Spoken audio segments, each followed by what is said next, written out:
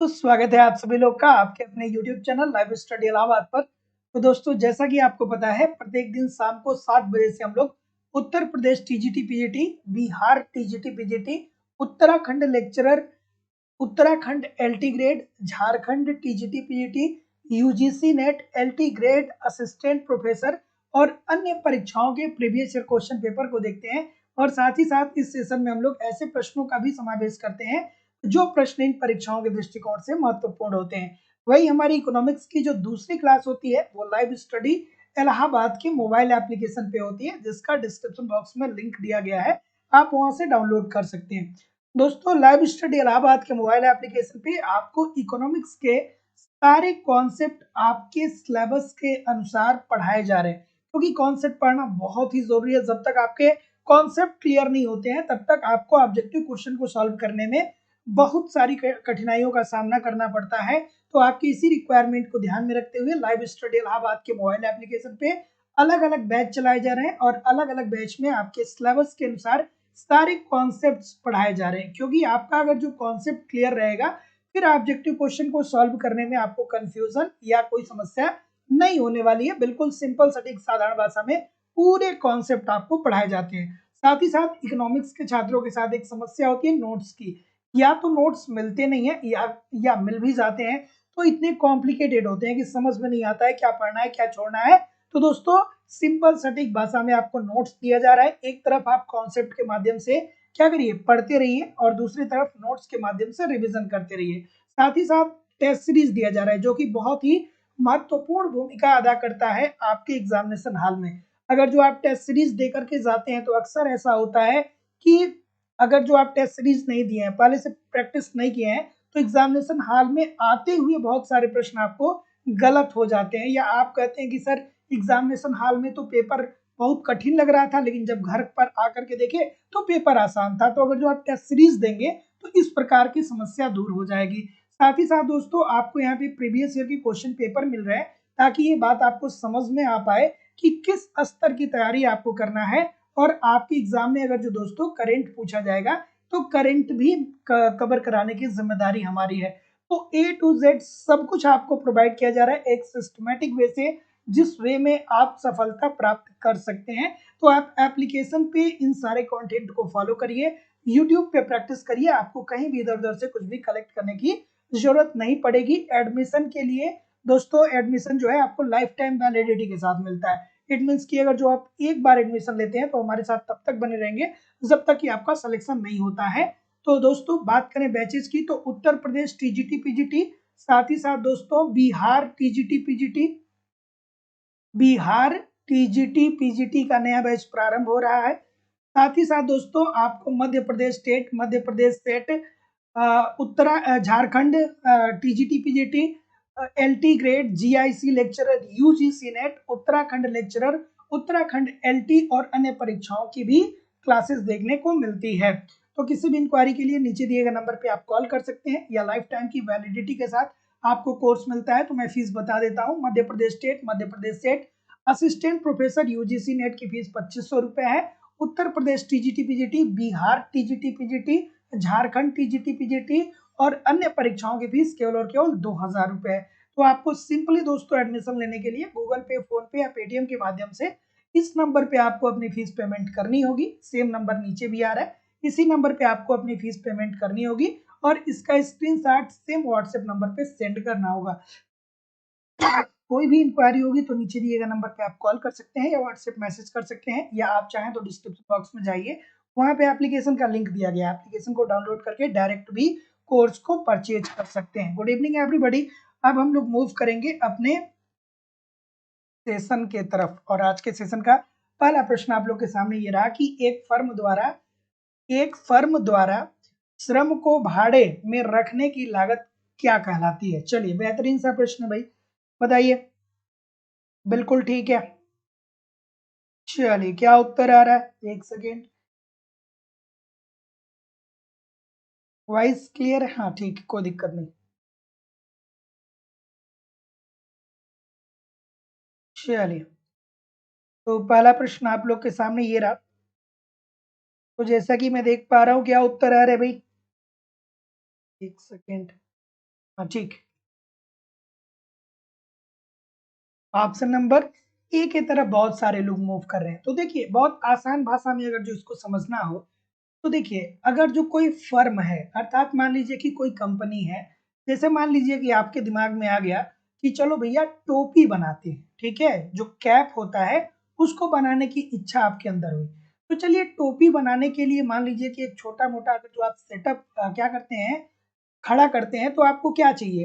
तो आप कहेंगे कि देखिए सर जी, सबसे पहले तो हमको क्या कहिए, हमको भूमि चाहिए, अर्थात जहाँ पे हम क्या कर सकें, जहाँ पे हम अपने श्रमिकों को कार्य करवा सकें कि वो टोपी बनाए या टेक्नोलॉजी रख सकें। तो हमको भूमि चाहिए, प्लस हमको क्या चाहिए, हमको अब जब भूमि मिल जाएगा तो हमको श्रमिक चाहिए, ठीक है, श्रमिक चाहिए और उसके बाद तकनीकी चाहिए, तकनीकी चाहिए।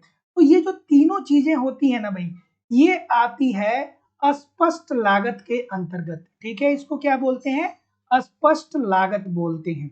तो ये ऐसी लागत होती है कि अगर जो आप किसी वस्तु को उत्पादित करने जाते हैं तो प्रारंभिक दौर में जरूरत होती है, इसका उत्पादन से कोई लेना देना नहीं होता है।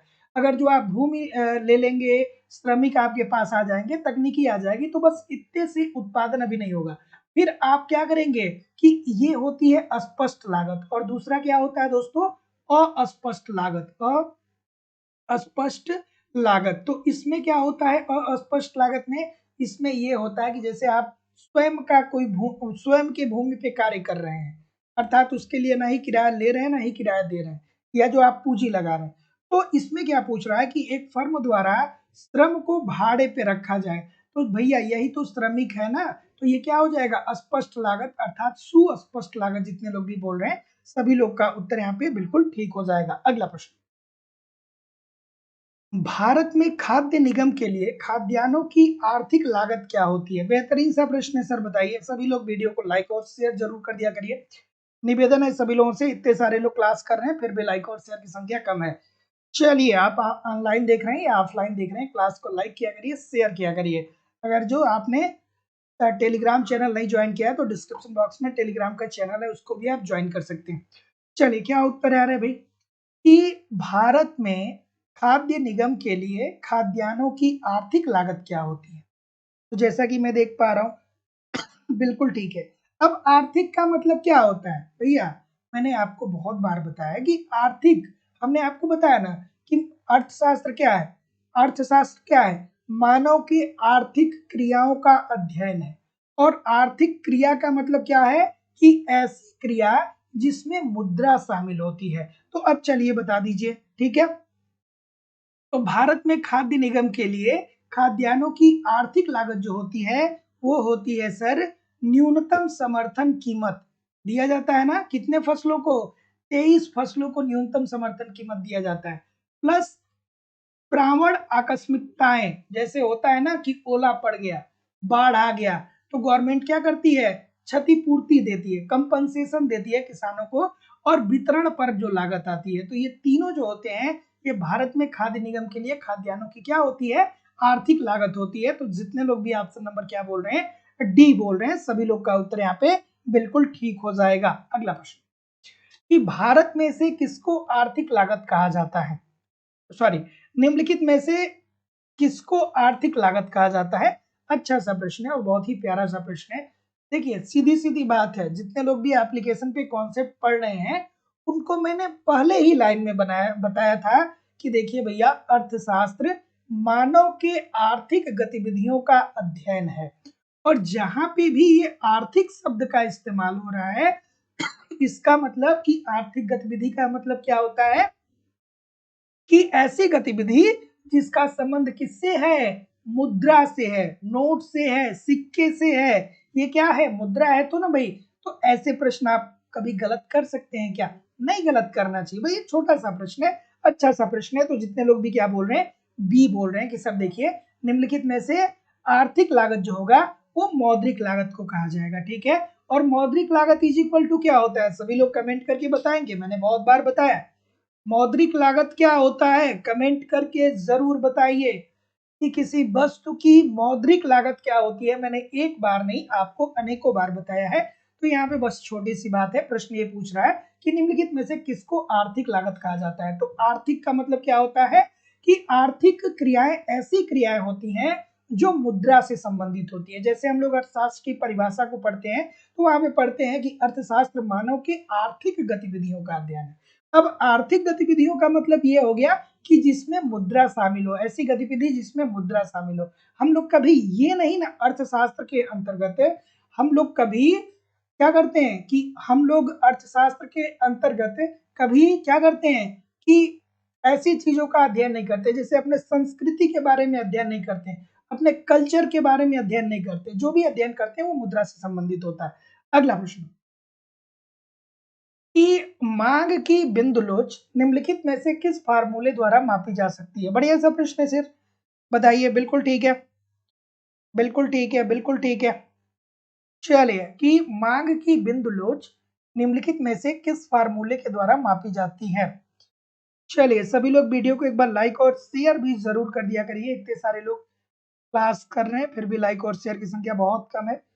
सभी लोगों से निवेदन है कि आप वीडियो को लाइक कर दिया करिए, शेयर जरूर कर दिया करिए। चलिए सर बताइए क्या उत्तर आ रहा है। ठीक है, बिल्कुल ठीक है, बिल्कुल ठीक है, बिल्कुल ठीक है। ऑप्शन नंबर क्या बोल रहे हैं? चलिए बी बोल रहे हैं। और कोई बी के अलावा? बी के अलावा और कोई? सभी लोग बी बोल रहे। डेल्टा क्यू अपान डेल्टा पी होता है या D Q upon D P होता है? ये होता है कि ये होता है? इतने सारे लोग गलत कर रहे हैं। डेल्टा लगता है कि डी क्यू लगता है? थोड़ा आराम से धैर्य से भाई। तो इसका उत्तर क्या होना चाहिए? Option number C. जितने लोग भी बोल रहे हैं सभी लोग का। अरे भाई नहीं पढ़ा है क्या? नहीं पढ़ा है क्या? EP EP is equal to D Q upon D P into P by Q. नहीं पढ़ा है क्या? इजी सी बात है। तो जितने लोग भी क्या बोल रहे हैं? सी बोल रहे हैं। सभी लोग का उत्तर ठीक होगा कि मांग की लोच मांग की बिंदु लोच की बात कर रहे हैं। इस बात को ध्यान में रखिएगा। मांग की बिंदु लोच निम्नलिखित में से किस फार्मूले द्वारा मापी जाती है? तो D Q upon D P into P by Q. Option number C बिल्कुल ठीक हो जाएगा। अगला, स्थिर लागतें वे लागतें होती हैं। अब आपको रट जाना चाहिए, ठीक है। लागत क्या होती है? लागत दो प्रकार की होती है, ठीक है। मतलब जो लागत होता है किसी वस्तु की मौद्रिक लागत जो होती है, तो लागत क्या होता है भैया? एक होता है स्थिर लागत, ठीक है। एक क्या होता है? स्थिर लागत होता है। और दूसरा क्या होता है सर? वो होता है अस्थिर लागत। ध्यान से समझ लीजिएगा, आप जिंदगी में कभी गलत नहीं करेंगे। जैसे मैं बता रहा हूं वैसे आप एक बार समझ जाएंगे तो फिर से कभी भी गलत नहीं करेंगे। तो जो फर्म कोई लागत वहन करती है, अर्थात अगर जो कोई फर्म है, जैसे मैंने अभी बताया कि आपको अगर जो कैप उत्पादित करना है, टोपी का उत्पादन करना है, तो भैया इसमें दो प्रकार की लागतें सम्मिलित होती हैं। एक होती है स्थिर लागत। स्थिर लागत मतलब ऐसी लागत जो आपको उत्पादन करने से पहले लगानी पड़े। जैसे मान लीजिए कि आपने सोचा कि चलो भैया टोपी का उत्पादन करना है, तो ऐसी स्थिति में सबसे पहले आपको भूमि ढूंढनी पड़ेगी ना, कि भूमि एक एक जगह स्पेसिफिक जगह आपको ढूंढना पड़ेगा। उसके बाद आपको क्या ढूंढना पड़ेगा? उसके बाद भूमि ढूंढ लेंगे तो श्रमिक आप ढूंढेंगे, श्रमिक ढूंढेंगे उसके बाद फिर आप क्या ढूंढेंगे कि भैया तकनीकी मिल जाए कि किस तरीके से टोपी का उत्पादन करना है।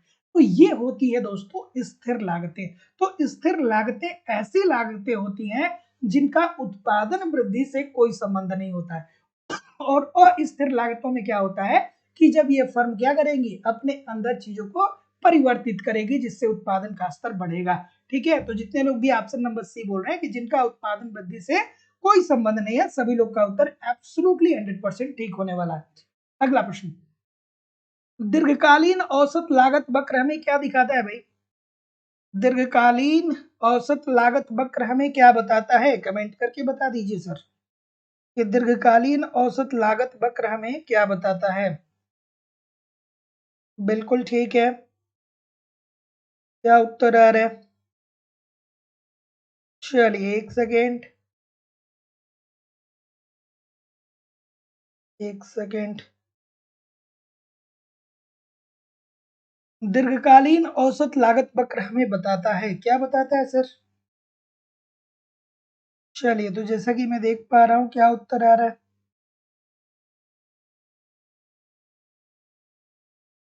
ठीक है, कोई दिक्कत नहीं है। क्या बोल रहे हैं? ऑप्शन नंबर, ठीक। हाँ, भूमि, भवन और मशीन स्थिर लागत है। हाँ, बिल्कुल ठीक। चलिए, क्या उत्तर आ रहा है भाई? ऑप्शन नंबर ए बोल रहे हैं, और कोई ए के अलावा? ए के अलावा कोई और? बिल्कुल ठीक है, सभी लोग यही बोल रहे हैं। तो जितने लोग भी ये बोल रहे हैं, बिल्कुल ठीक बोल रहे हैं कि देखिए सर, दीर्घकालीन औसत लागत वक्र हमें ये बताता है कि एक विशेष कारखाने में उत्पादन में विभिन्न स्तरों को उत्पादित करने की न्यूनतम लागत क्या होनी चाहिए। तो आपको पता ही है भाई कि दीर्घकालीन औसत लागत वक्र हम लोग पढ़ते हैं ना, पूर्ण प्रतियोगिता के अंतर्गत हम लोग देखते हैं ना कि उसमें क्या होता है कि फर्में जो होती हैं वो उनकी दीर्घकाल तक अगर जो कोई फर्म बनी है तो इसका मतलब ये होगा कि उसकी जो औसत लागत होगी वो न्यूनतम होगी, उसकी औसत लागत न्यूनतम होनी चाहिए, तभी जाकर के वो दीर्घकाल तक क्या करेगा, उत्पादन में बना रह सकता है। तो दीर्घकालीन औसत लागत वक्र हमें यही बताता है कि कोई एक कारखाना है, उसमें उत्पादन हो रहा है लेकिन उत्पादन की जो लागत है वो न्यूनतम है। ठीक है, तो जितने लोग भी ऑप्शन नंबर क्या बोल रहे हैं, ये बोल रहे हैं, बिल्कुल ठीक बोल रहे हैं। अगला, सीमांत लागत वक्र औसत लागत वक्र को क्या करता है भाई? सीमांत लागत वक्र औसत लागत वक्र को क्या करता है बताइए? अब अगर जो कॉन्सेप्ट पढ़े होंगे तो भैया बहुत अच्छे से जानते होंगे, ये प्रश्न आपके लिए कुछ भी नहीं है। अगर जो आपने कॉन्सेप्ट को पढ़ा है तो ये प्रश्न आपके लिए कुछ भी नहीं है, बच्चों का खेल है। लेकिन अगर जो नहीं पढ़ा है तो आपको 2 घंटे दे दिया जाए पेपर में या 4 घंटे दे दिया जाए, इस प्रश्न को आप क्या कर पाएंगे, सॉल्व नहीं कर पाएंगे। ठीक है, चलिए बताइए, अब थोड़ा सा मैंने हिंट दे दिया, अब बताइएगा। ये होता है क्या भैया, ये होता है एमसी, और ये क्या होता है, ये होता है एसी। ठीक है, चलिए आराम से बताइएगा। ये होता है एमसी, एमसी वक्र होता है, और ये होता है एसी वक्र। ठीक है, थोड़ा आराम से करिएगा। तो जैसा कि मैं देख पा रहा हूँ, बिल्कुल ठीक है, बिल्कुल ठीक है, बिल्कुल ठीक है। ऑप्शन नंबर क्या आ रहा है भाई? ये बोल रहे हैं, ये बोल रहे हैं, सभी लोग ये बोल रहे हैं। तो यही ई जो होता है इसी बिंदु पे ये काटता है, अर्थात न्यूनतम स्तर पे काट रहा है सर।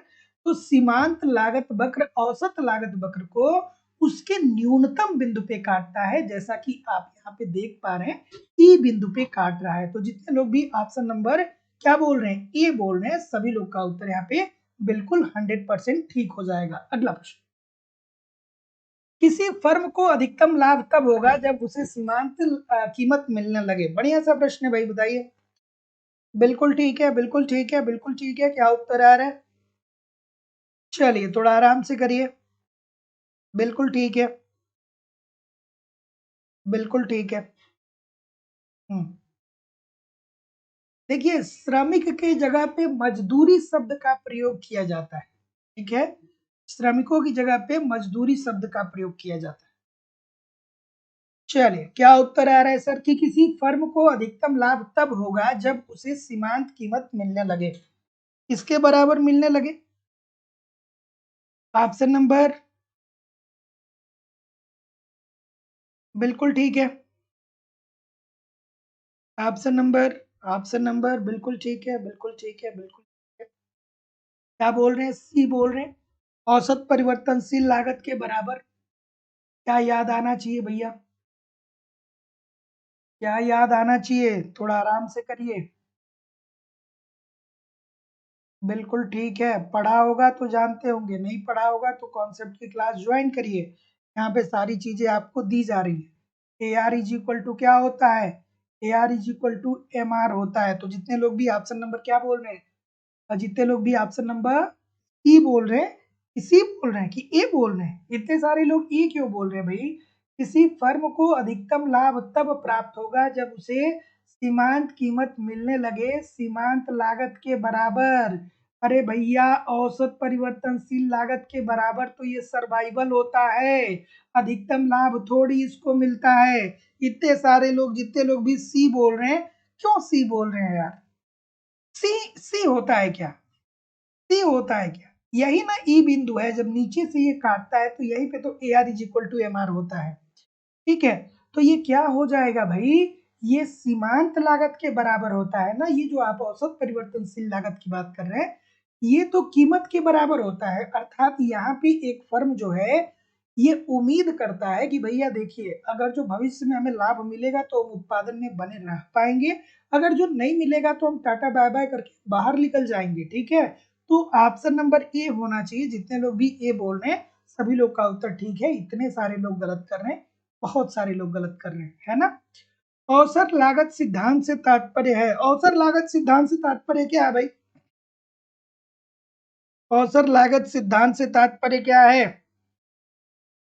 बिल्कुल ठीक है, औसत लागत सिद्धांत आसान भाषा में कहें तो जो टीजीटी पीजीटी की तैयारी करता है, वो भी क्या करता है? वो अवसर को देखता है ना? अवसर को देखता है। क्योंकि मैं बिल्कुल श्योर हूँ इस बात को लेकर के कि आप कभी भी जब ग्रेजुएशन कर रहे होंगे या जब हाई स्कूल इंटर में होंगे, तो कभी ये किसी से नहीं कहे होंगे कि हमको टीजीटी पीजीटी का परीक्षा देना है, कभी नहीं कहे होंगे।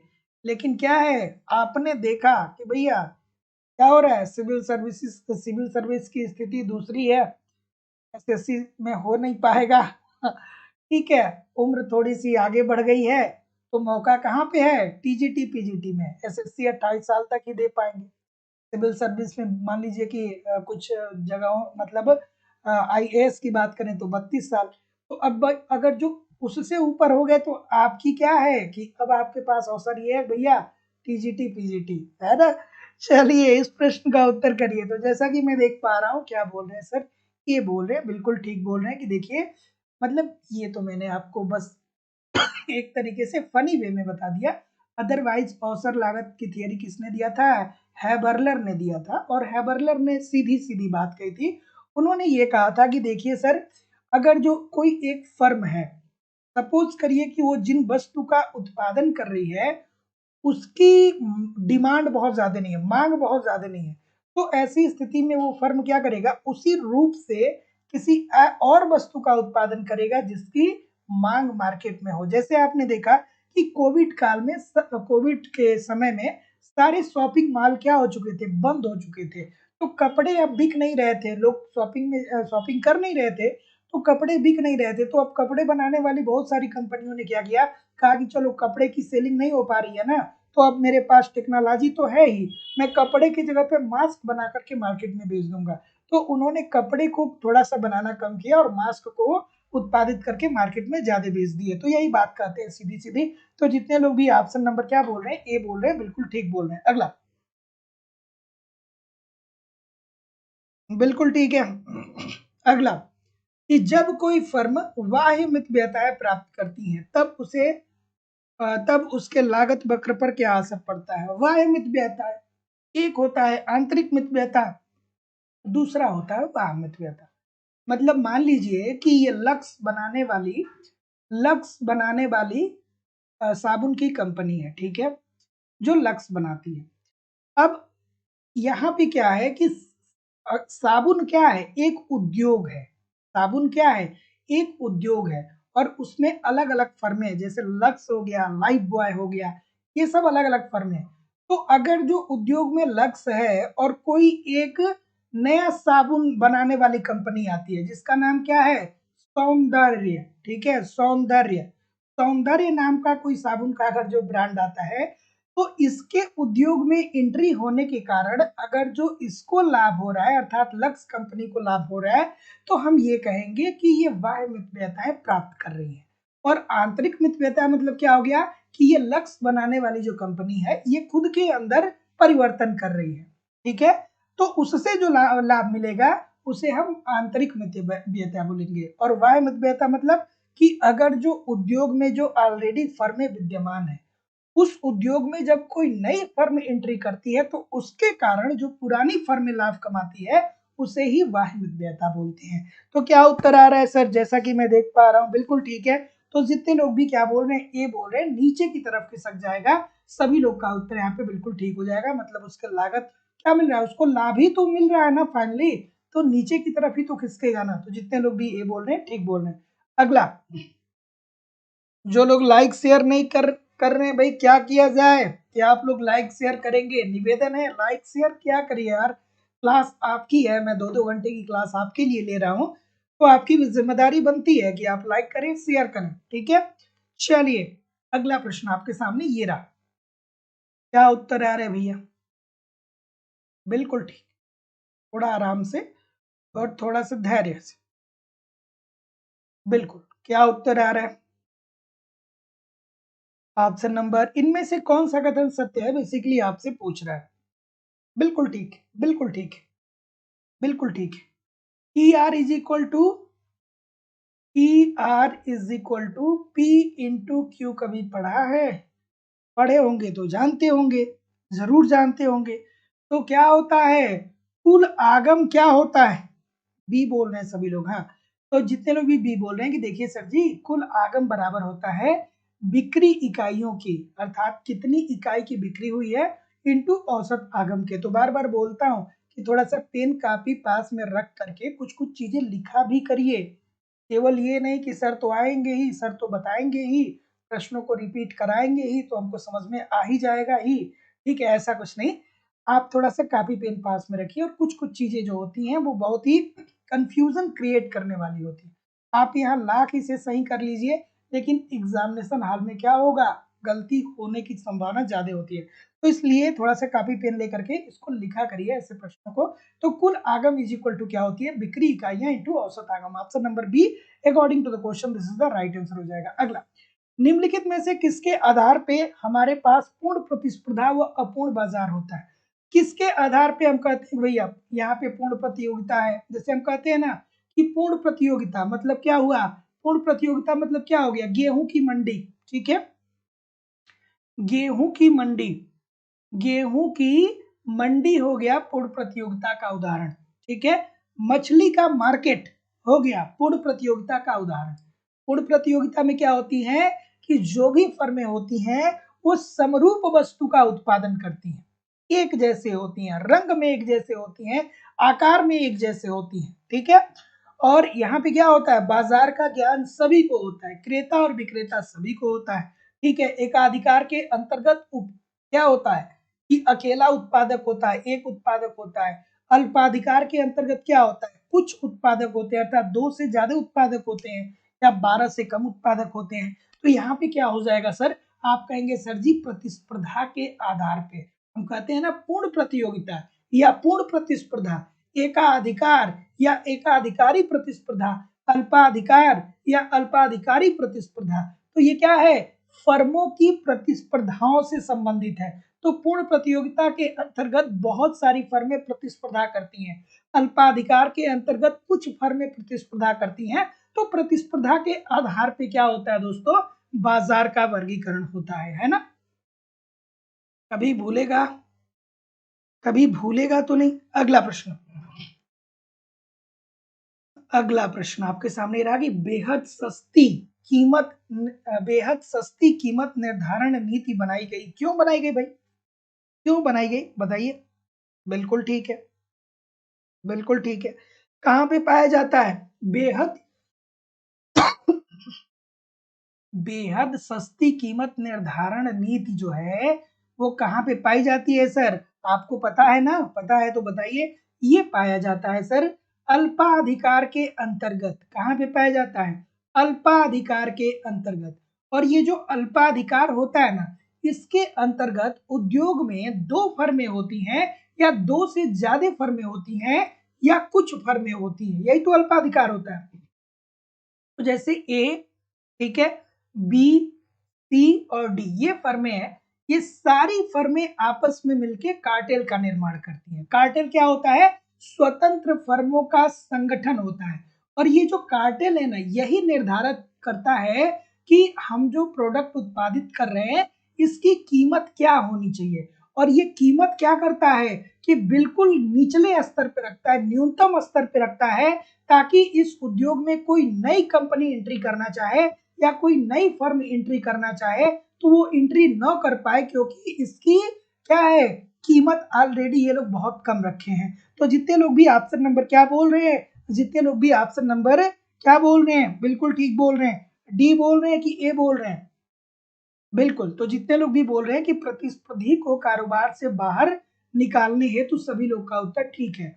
जैसे देखिए पार्ले जी जो है, बिस्किट उद्योग जो है, ये पूर्ण प्रतियोगिता का तो उदाहरण बिल्कुल नहीं है, लेकिन फिर भी आप इस बात को इस तरीके से समझ सकते हैं कि अगर जो आपको बिस्किट बनाना है, ठीक है, तो 5 रुपए की बिस्किट आपको बेचनी पड़ेगी, करोड़ों की टेक्नोलॉजी लगाएंगे, लेकिन फिर भी आपको बिस्किट 5 रुपए में बेचना पड़ेगा, क्योंकि बाकी की जो फर्में हैं वो 5 रुपए की बेच रही हैं, है ना। तो इस बात को आपको ध्यान में रखना है। अगला प्रश्न आपके सामने ये रहा। सभी लोगों से निवेदन है कि आप वीडियो को थोड़ा सा लाइक कर दिया करिए और शेयर जरूर कर दिया करिए, ठीक है। इतने सारे लोग क्लास देख रहे हैं, फिर भी लाइक की संख्या इतनी कम क्यों है भाई? मैं 2 घंटे की क्लास ले रहा हूँ और आप लोग जितने लोग क्लास देख रहे हैं 50% लोग भी लाइक नहीं किए हैं। क्यों नहीं किए भाई? टीचर बनने जा रहे हैं, इतनी तो नैतिकता होनी चाहिए, मॉरलिटी होनी चाहिए, है भी आपके अंदर, लेकिन आप भूल जाते हैं, मुझे पता है। तो आप वीडियो को थोड़ा सा लाइक कर दिया करिए, शेयर भी जरूर कर दिया करिए। चलिए सर बताइए क्या उत्तर होगा इसका, कि निम्नलिखित कथनों पे आप विचार करिए और विचार करके बताइए सर क्या उत्तर सही है। तो देखिए एक स्थिति जब लोग सोचते हैं कि वे मुद्रास्फीति के समय अमीर हो रहे हैं, मुद्रा भ्रम कहलाता है। तो दोस्तों आपको पता है कि मुद्रास्फीति में क्या होता है कि वस्तुओं की कीमतें बढ़ती हैं, और वस्तु की कीमत बढ़ेगी तो तुरंत आप फिशर साहब का थियरी याद आना चाहिए कि जब वस्तु की कीमत बढ़ेगी तो मुद्रा का मूल्य क्या होगा, कम होगा। जैसे कि मैं आपको बताता हूं कि हम लोग बचपन में क्या करते थे, हम लोग बचपन में 1 रुपए में 4 गोलगप्पे खाते थे, ठीक है। तो बचपन में जब 1 रुपए में 4 गोलगप्पे खाते थे, तो 10 रुपए में कितने गोलगप्पे खाते थे, 40 गोलगप्पे खाते थे। लेकिन वस्तुओं की कीमतों में निरंतर वृद्धि हुई, तो ऐसी स्थिति में अब 10 रुपये में कितने गोलगप्पे खा रहे हैं, केवल 4 गोलगप्पे खा रहे हैं। तो कितने गोलगप्पों का हमको क्या हो गया, नुकसान हो गया, 36 गोलगप्पों का। तो ये क्या हो रहा है कि जब वस्तुओं की कीमतों में वृद्धि हो रही है तो मुद्रा का मूल्य कम हो रहा है। पहले 10 रुपए का वैल्यू अलग था, 10 रुपए में 40 गोलगप्पे खाते थे, अब 10 रुपए में केवल 4। ठीक है। तो अब आप ये नहीं कह सकते हैं अपने घर में कि एक हमारा बचपन था कि हम 1 रुपए में पूरा दिन भर गुजार देते थे। अरे भाई उस टाइम 1 रुपए ही ठीक ठाक होता था, मतलब अगर जो आप बच्चे बच्चे थे, बच्चे ही होंगे, ठीक है, तो 1 रुपए या 2 रुपए में काम चल जाता था, लेकिन अब नहीं चल पाएगा, ठीक है। तो मुद्रा का मूल्य क्या हुआ, कम हुआ, क्योंकि कीमतें बढ़ गई। तो अब आपको ये लगता है कि अब हमारे पास क्या है, पैसा बहुत ज्यादा है, लेकिन ऐसा है नहीं, मुद्रा का मूल्य नीचे गिर गया है, सीधी सीधी बात यह है।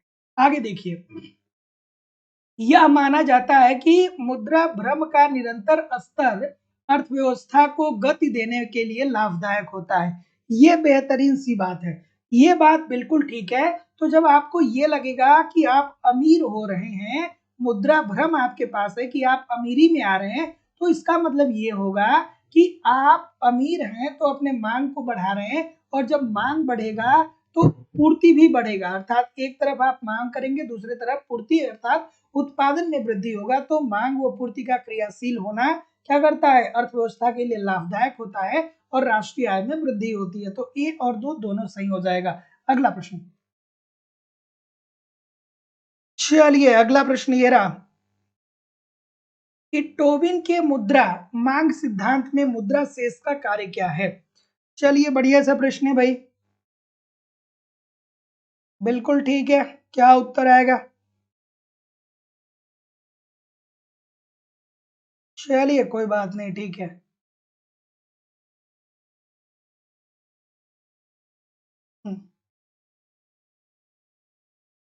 चलिए इस प्रश्न का उत्तर करिए। जेम्स टोबिन को जानते होंगे, है ना, जानते तो होंगे ही होंगे, बिल्कुल ठीक। ये जितने भी सी बोल रहे हैं ना, जितने भी सी बोल रहे हैं सब बहुत अच्छा बोल रहे हैं। ठीक है, क्या किसके काबिल हैं आप काबिल हैं पुरस्कार पाने के, क्योंकि ये क्वेश्चन मैं अक्सर लाता हूं और अक्सर लोग गलत करते हैं। ठीक है, ये जितने भी गलत कर रहे हैं ये सब क्या कर रहे हैं, बहुत बड़ी मिस्टेक कर रहे हैं। भाई मैं बहुत बार आपको बताया हूँ, बहुत बार बताया हूँ, फिर क्यों गलत कर रहे हैं आप लोग।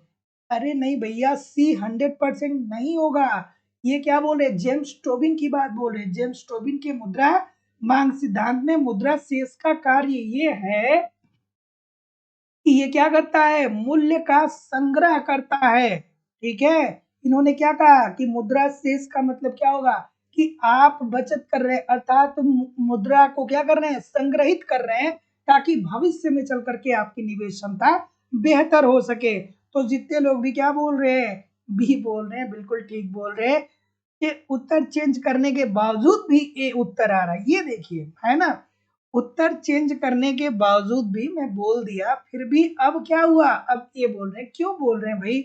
मैं बहुत बार आपको बताया हूं कि जेम्स टोबिन साहब का जो मांग सिद्धांत था, इसमें ये कहा गया कि मुद्रा शेष का कार्य इट मीन ये होता है कि मूल्य का संग्रह हेतु प्रयोग, मतलब जो आप मुद्रा का शेष अपने पास रखते हैं, ये क्या करते हैं, आप मूल्य का संग्रह करते हैं, ताकि भविष्य में चल के क्या कर सके, आप अपनी निवेश क्षमता को बेहतर कर पाए। तो जितने लोग भी बी बोल रहे हैं सर, सभी लोग का उत्तर ठीक हो जाएगा। अगला प्रश्न आपके सामने ये रहा, ये अच्छा सा प्रश्न है, प्यारा सा प्रश्न है। अगर जो आप इकोनॉमिक्स के किसी भी पेपर को देखेंगे तो ये प्रश्न पक्का आपको देखने को मिलेगा। ठीक है, कि यदि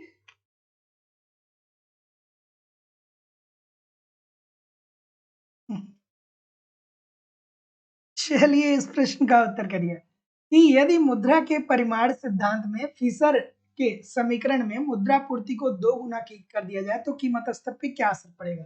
फिशर साहब का समीकरण क्या है सर, ये है M B is equal to P T.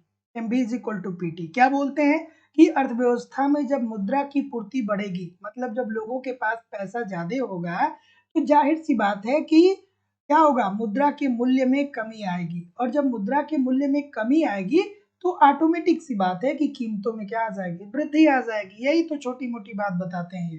ठीक है, कि अगर जो मुद्रा बढ़ेगा, जैसे अर्थव्यवस्था में क्या करेगा, सरकार सबको मुद्रा छाप करके दे दी, सबके पास बहुत ज्यादा पैसा हो जाए।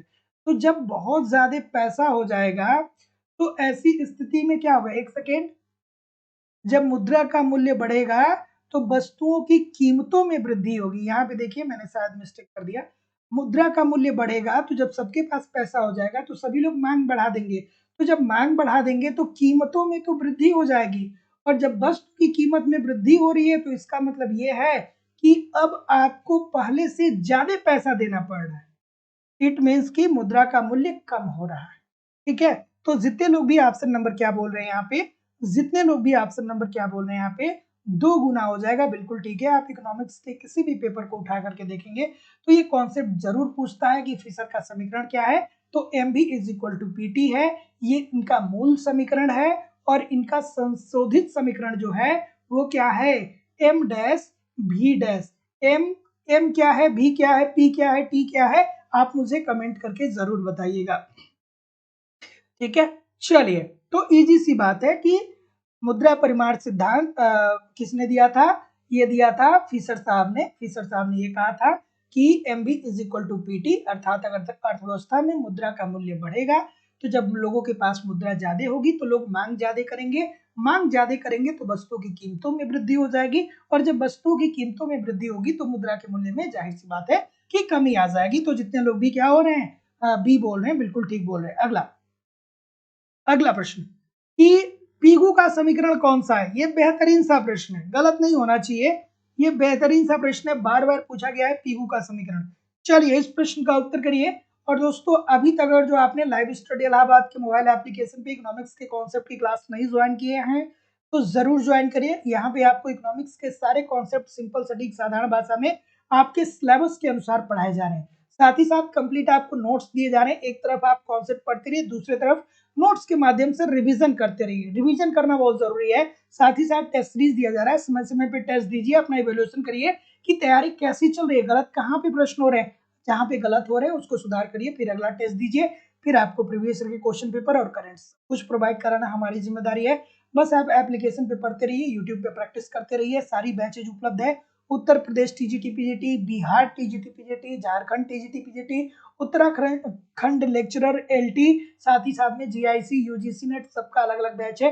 एडमिशन फीस केवल और केवल 2000 रुपया दोस्तों। तो सिंपली एडमिशन लेने के लिए आपको यहाँ पे गूगल पे, फोन पे या पेटीएम के माध्यम से अपनी फीस पेमेंट करनी होगी और उसका स्क्रीनशॉट आपको इसी व्हाट्सएप नंबर पे सेंड करना होगा, या आप डिस्क्रिप्शन बॉक्स में जाइए, एप्लीकेशन का लिंक मिलेगा, एप्लीकेशन को डाउनलोड करके डायरेक्ट भी कोर्स को परचेज कर सकते हैं। किसी भी इंक्वायरी के लिए नीचे दिए गए नंबर पे कॉल करिए, व्हाट्सएप मैसेज करिए। दोस्तों मैं जिम्मेदारी और विश्वास से कर रहा हूँ कि बस कुछ दिन आप एप्लीकेशन पे मेहनत कर लीजिए, कुछ दिन यूट्यूब पे कर लीजिए, आप 2-3 महीने बाद विश्वास मानिए अपने आप को बहुत बेहतर महसूस करेंगे। आपको लगेगा कि सारी चीजें आपको आ रही है, लेकिन कम से कम 3-3.5 घंटे 4 घंटे आपको दोनों जगह क्लास करना पड़ेगा, मतलब यूट्यूब और एप्लीकेशन पे दोनों क्लासेस मिला करके। ठीक है, चलिए आगे बढ़ते हैं कि पीगू का समीकरण कौन सा है भाई। तो किसी के दिमाग में ये नहीं आ रहा है क्या कि पीगू ने समीकरण ये भी तो किया था, P is equal to K R upon M. ठीक है, तो देखिएगा ऑप्शन में ये भी पूछता है, लेकिन यहाँ पे P is equal to M upon के आर दिया है, इसलिए ये गलत हो जाएगा। ठीक है, क्या हो जाएगा, P is equal to K R upon M C plus H small bracket में 1 माइनस सी। तो जितने लोग भी ऑप्शन नंबर क्या बोल रहे हैं यहाँ पे, क्या बोल रहे हैं सर, सी ही बोल रहे हैं सभी लोग, सी के अलावा कोई और है, सी के अलावा कोई और नहीं है। तो जितने लोग भी सी बोल रहे हैं सभी लोग का उत्तर ठीक हो जाएगा। मुद्रा को तटस्थ कहा जाता है यदि, मुद्रा को तटस्थ कब कहा जाएगा, हाँ बिल्कुल, बी जो है मुद्रा की प्रचलन गति, एब्सोल्युटली ठीक है, सोनम पांडे जी बोल रही हैं, बिल्कुल ठीक है। और कोई भाई, चलिए रीता कश्यप जी, मालती जी, सोनम पांडे जी, मीनू यादव जी, संध्या पांडे जी, हर्षु मिश्रा जी, प्रीति सिंह जी, दीपू जी, ठीक है,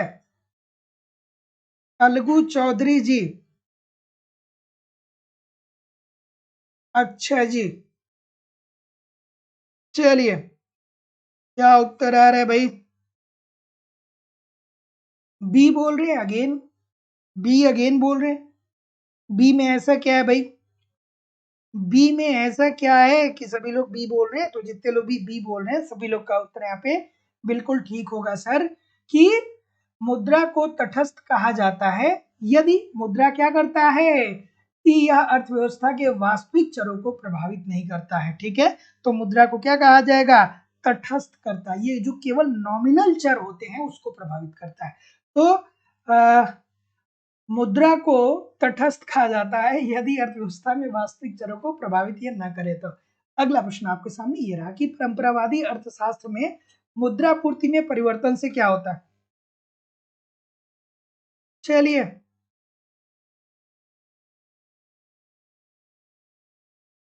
क्या उत्तर होगा भाई, परंपरावादी अर्थशास्त्र में मुद्रा पूर्ति में परिवर्तन से क्या असर पड़ेगा।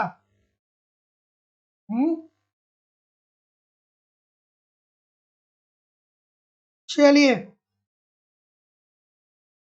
ये रोज रोज रोज अपने नाम को चेंज करने वाले लोग, आपकी हरकत से पता चल जाता है कि आप हैं कौन, है ना। जो लोग नाम चेंज करके आते हैं रोज, आपके कमेंट से पता चल जाता है कि आप हैं कौन।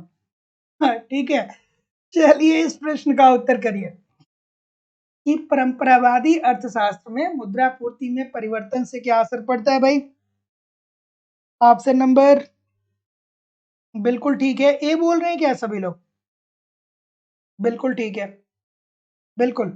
तो जितने लोग भी ए बोल रहे हैं सभी लोग का उत्तर ठीक है भैया, वही रिसर्च आपका M B is equal to P T बताते हैं ना कि अगर जो मुद्रा परिवर्तन हो रहा है तो उससे क्या होगा, कीमतों पर असर पड़ेगा। ठीक है, तो जितने लोग भी ऑप्शन नंबर क्या बोल रहे हैं, जितने लोग भी ऑप्शन नंबर ए बोल रहे हैं बिल्कुल ठीक बोल रहे हैं कि परंपरावादी अर्थशास्त्रियों ने कहा था कि जो मुद्रा पर में परिवर्तन होगा तो उससे क्या होगा, कीमतें प्रभावी होंगी। ठीक है, अर्थात मुद्रा की पूर्ति में अगर जो वृद्धि होता है, अर्थव्यवस्था में मुद्रा की पूर्ति में वृद्धि होता है तो कीमतों में 2 गुने की वृद्धि होगी और मुद्रा का मूल्य क्या हो जाएगा, आधा हो जाएगा। ठीक है, अगला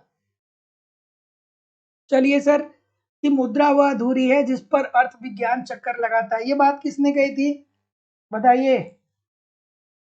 कि मुद्रा वह दूरी है जिस पे अर्थ विज्ञान चक्कर लगाता है। सभी लोगों से निवेदन है कि आप वीडियो को लाइक और शेयर भी जरूर कर दिया करिए।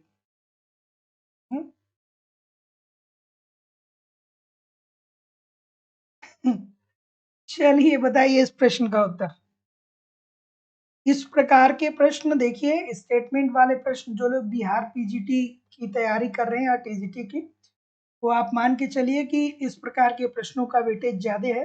तो जब भी स्टेटमेंट वाले प्रश्न आए, मतलब हाँ, स्टेटमेंट वाले जब भी प्रश्न आए कि ये स्टेटमेंट किसने दिया था, तो आपको ध्यान में रखना है। ठीक है, तो क्या उत्तर आ रहा है भाई, सी बोल रहे हैं, मार्शल साहब की बात बोल रहे हैं कि मुद्रा वह धुरी है जिस पर अर्थ विज्ञान चक्कर लगाता है।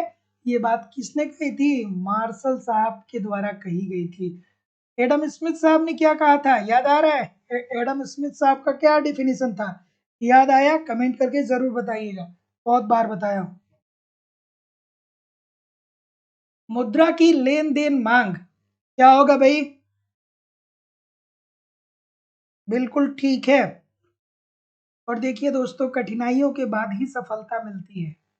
जितने लोग भी आज सफल है ना, उसमें से एक भी व्यक्ति आप ऐसा नहीं पाएंगे जिसने अपनी जिंदगी में कठिनाई ना झेला हो, है ना। तो जिंदगी में कठिनाई आएगी, समय समय पे दिमाग में क्या होगा, समय समय पे निराशा लगेगा, समय समय पे आपके दिमाग में अलग अलग प्रकार की भ्रांतियां आएंगी। लेकिन सबको दरकिनार करते हुए अगर जो आप निरंतर प्रयास करते हैं ना, तो 100% सफलता मिलेगी दोस्तों। क्योंकि जो मेहनत होता है ना, जो अगर जो आपने वाकई में जिंदगी में मेहनत किया है ना, तो आपका मेहनत कभी भी जाया नहीं जाएगा। ये बात आप समझ लीजिए। अगर जो आप ठीक तरीके से मेहनत कर रहे हैं, ठीक तरीके से पढ़ाई कर रहे हैं, तो ये बात समझ के चलिए कि आज नहीं तो कल जिस दिन मंच आपको मिल जाएगा, उस दिन आप कुछ बहुत बड़ा करने वाले, है ना। तो इस बात को समझिए, लगातार पढ़ते रहिए, मेहनत करते रहिए, बाकी सब कुछ ठीक है, सब कुछ अच्छा होगा। क्या उत्तर होगा भाई, बिल्कुल। और पढ़ाई एक चीज सिखा देती है कि भैया हमको जीवन जीना कैसे है। अगर जो आपको ये बात समझ में आ रही है कि जीवन जीना कैसे है, तब सच्चे मामले में आप ये समझिए कि आप पढ़ रहे हैं, है ना। क्योंकि बहुत सारे लोगों को देखिए जिनके पास करोड़ों रुपए, लाखों रुपए दिन भर का इनकम है, लेकिन फिर भी वो लोग क्या कर ले रहे हैं, फिर भी वो जिंदगी से संतुष्ट नहीं है। और एक जो छोटा सा नौकरी करने वाला है ना, वो जिंदगी में खूब मौज ले रहा है, खूब मस्त है, मजे ले रहे हैं जिंदगी के। और जो करोड़पति हैं, जो लखपति हैं, वो दिन भर 24 घंटा फोन पे भी, ये डाउन हो गया, ये ऊपर चला गया, ऐसे हुआ वैसे हुआ। तो पढ़ाई का यार, जिंदगी का ये एक छोटा सा पहलू है, ये आपकी रिक्वायरमेंट है कि नौकरी करेंगे तो भैया मुद्रा प्राप्त होगी। आप क्या कर पाएंगे कि राष्ट्र के निर्माण में अपना योगदान दे पाएंगे। तो ये बहुत जरूरी है, लेकिन साथ ही साथ कहने का मतलब ये है कि आपको धैर्य बनाने आना चाहिए, कंसंट्रेट होकर पढ़ने आना चाहिए। चलिए अगला प्रश्न आपके सामने ये रहा कि मुद्रा की लेन देन मांग, क्या उत्तर होगा भाई। तो जैसा कि मैं देख पा रहा हूँ, आप क्या बोल रहे हैं, सी बोल रहे हैं, जितने लोग भी सी बोल रहे हैं बिल्कुल ठीक बोल रहे हैं कि मुद्रा की लेन देन मांग जो है वो आय के अनुक्रम और ब्याज के व्युत्क्रम में परिवर्तित होती है। अब आपको याद आना चाहिए, क्या याद आना चाहिए, कि मुद्रा की लेन देन मांग, अगर जो अर्थव्यवस्था में मुद्रा की मांग ज्यादा होगी तो ब्याज दर क्या होगा, ज्यादा होगा। या उस तरीके से नहीं समझना है, तो अगर जो लोगों की आय में वृद्धि ज्यादा है, मतलब लोगों की आय ज्यादा है, जब लोगों के पास इनकम ज्यादा है, लोगों के पास आय ज्यादा है, तो ब्याज की दर क्या होगी, कम होगी।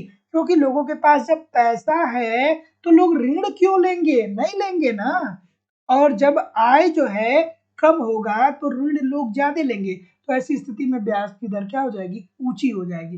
तो जब आपके पास पैसा ऑलरेडी है तो आप ऋण लेंगे नहीं, तो ऐसी स्थिति में क्या होगी, ब्याज कम हो जाएगी और जब आय कम है ब्याज और ऋण आप लेंगे तो ब्याज की दर क्या हो जाएगी, ज्यादा हो जाएगी। अगला प्रश्न कि निम्नलिखित अर्थव्यवस्था में मुद्रा का वास्तविक स्टॉक किसके कारण बढ़ता है सर? बिल्कुल ठीक है, बिल्कुल ठीक है कि अर्थव्यवस्था में मुद्रा का वास्तविक स्टॉक किसके कारण बढ़ता है? बिल्कुल ठीक है, बिल्कुल ठीक है। चलिए, ऑप्शन नंबर डी बोल रहे हैं, डी बोल रहे हैं, सभी लोग डी बोल रहे हैं। डी में ऐसा क्या है भाई? डी बोल रहे हैं ना सभी लोग? हाँ ठीक बोल रहे हैं कि देखिए सर जी, अर्थव्यवस्था में मुद्रा का वास्तविक स्टॉक क्या होता है? कीमतों, इसका कीमतों से विपरीत संबंध होता है। अगर जो वास्तविक स्टॉक में वृद्धि हो रही है तो कीमतों में क्या आएगी, कमी आएगी। तो जितने लोग भी ऑप्शन नंबर क्या बोल रहे हैं, डी बोल रहे हैं, सभी लोग का उत्तर यहाँ पे बिल्कुल ठीक हो जाएंगी। ठीक है, क्यों? क्योंकि मुद्रा के मूल्य और कीमतों में क्या होता है, विपरीत संबंध होता है। अगर जो मुद्रा का मूल्य क्या हो रहा है, ज्यादा हो रहा है, तो ऐसी स्थिति में कीमतें क्या हो जाएंगी सर, कम हो जाएंगी। ठीक है, मुद्रा का मूल्य और कीमतों में क्या पाया जाता है, विपरीत संबंध पाया जाता है। अभी तो हमने फिशर को देखा। अगला कि नगद शेष उपागम के अनुसार मुद्रा की मांग की लोच है। किसने दिया था भैया? नगद शेष उपागम की अवधारणा किस अर्थशास्त्री के द्वारा दिया गया था? कमेंट करके बताइए कि नगद शेष उपागम की अवधारणा किस अर्थशास्त्री के द्वारा दिया गया। और सभी लोगों से निवेदन है कि आप वीडियो को थोड़ा सा लाइक कर दिया करिए, शेयर कर दिया करिए। क्लास आपकी ही है, आपके लिए ही मैं क्लास ले रहा हूँ। ठीक है, और एक बात ये मैं जिम्मेदारी से आपको कह सकता हूँ दोस्तों कि हमारे साथ, मेरे साथ जितने लोग भी जुड़े हैं, मैं ये बात बिल्कुल चाहता हूँ कि आप बहुत बेहतर करें, इसीलिए मैं आपको रोज लाइव क्लास देता हूँ।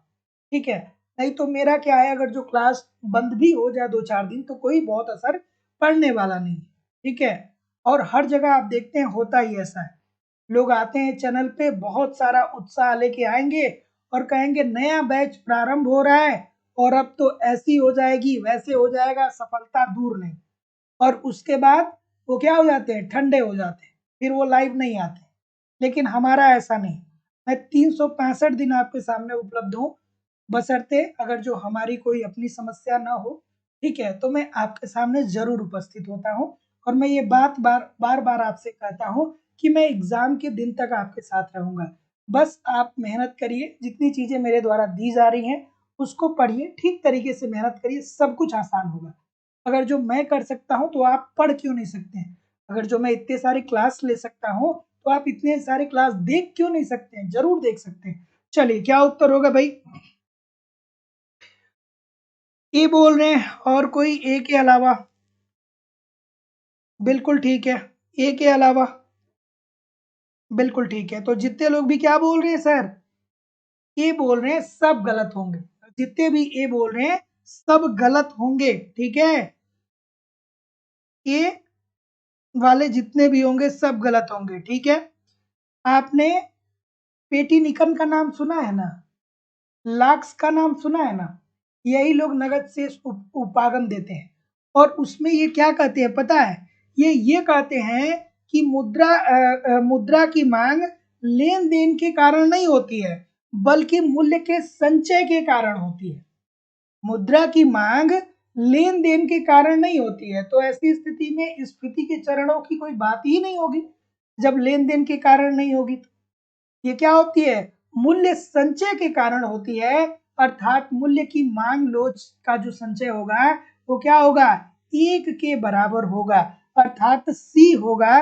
जितने लोग भी सी बोल रहे हैं सभी लोग का उत्तर यहाँ पे बिल्कुल ठीक हो जाएगा, है ना? तो जितने लोग भी सी बोल रहे हैं सभी लोग का उत्तर बिल्कुल सही हो जाएगा। अगला प्रश्न, चलिए अगला प्रश्न आपके सामने ये रहा। सूची 1 को सूची 2 के साथ सुमेलित करिए। और जिंदगी में अगर जो मेहनत करके आप हार भी जाएंगे ना, तो आपको अपने आप से कभी रिग्रेट नहीं होगा, कभी आप पछताएंगे नहीं कि काश हम मेहनत कर लिए होते। अगर जो जिंदगी में परिश्रम करके हार भी गए ना, तो आपको इतना अनुभव और इतना हुनर मिल जाएगा कि जिंदगी से कोई शिकायत नहीं होगी, है ना।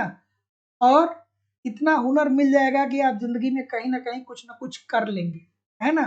तो मेहनत करिए, फ्यूचर बहुत ब्राइट है, बस मेहनत करिए। आगे देखिए अगला प्रश्न। चलिए सर, अच्छा सा प्रश्न है, अभी तो देखे थे हम लोग ने, इस प्रश्न को नहीं देखे थे sir. N is equal to P K की बात कौन करता है, किन साहब बात करते हैं। P is equal to K R upon M, हाँ इसको देखे थे, पीकू साहब कहाँ पे है, यहाँ पे, ठीक है। M is equal to P K T की बात कौन करता है, पी के टी की बात करता है रॉबर्टसन साहब, ठीक है, रॉबर्टसन साहब, बिल्कुल ठीक है। उसके बाद एम इज इक्वल टू के पी वाई की बात कौन करता है, अल्फ्रेड मार्शल साहब। तो जितने लोग भी सुमेलित कर रहे हैं, आई होप कि सभी लोग ठीक ही कर रहे हैं, है ना। तो ऐसे प्रश्नों को भी थोड़ा सा नोट डाउन करके रखा करिए, क्योंकि कुछ प्रश्न ऐसी होती हैं जो कंफ्यूजन क्रिएट करती हैं। चलिए अगला प्रश्न आपके सामने ये रहा कि बहुत ज्यादा मुद्रा बहुत ही कम वस्तुओं का पीछा करती है। यह स्टेटमेंट निम्नलिखित में से किस सैद्धांतिक विचारधारा पे आधारित है। बिल्कुल ठीक है, क्या उत्तर होगा भाई, ऑप्शन नंबर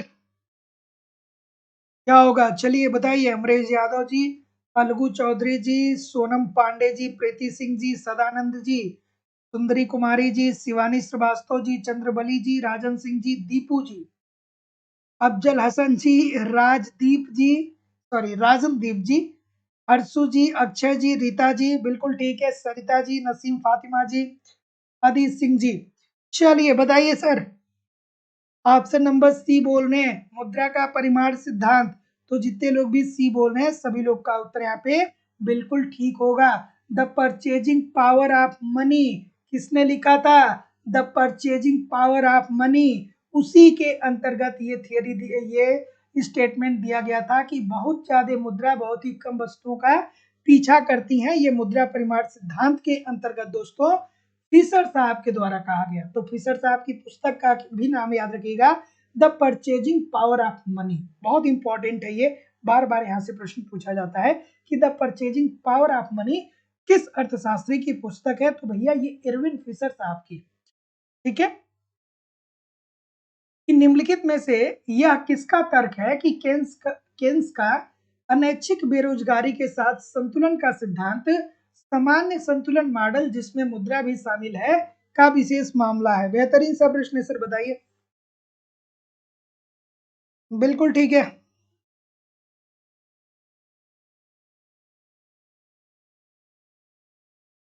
चलिए इस प्रश्न का उत्तर करिए। ऑप्शन नंबर क्या उत्तर आ रहा है, डी बोल रहे हैं, सी बोल रहे हैं, फ्रीडमैन साहब। हाँ भाई, मुद्रा से संबंधित प्रश्न है तो फ्रीडमैन को ही करते हैं, क्यों इधर उधर जाते हैं।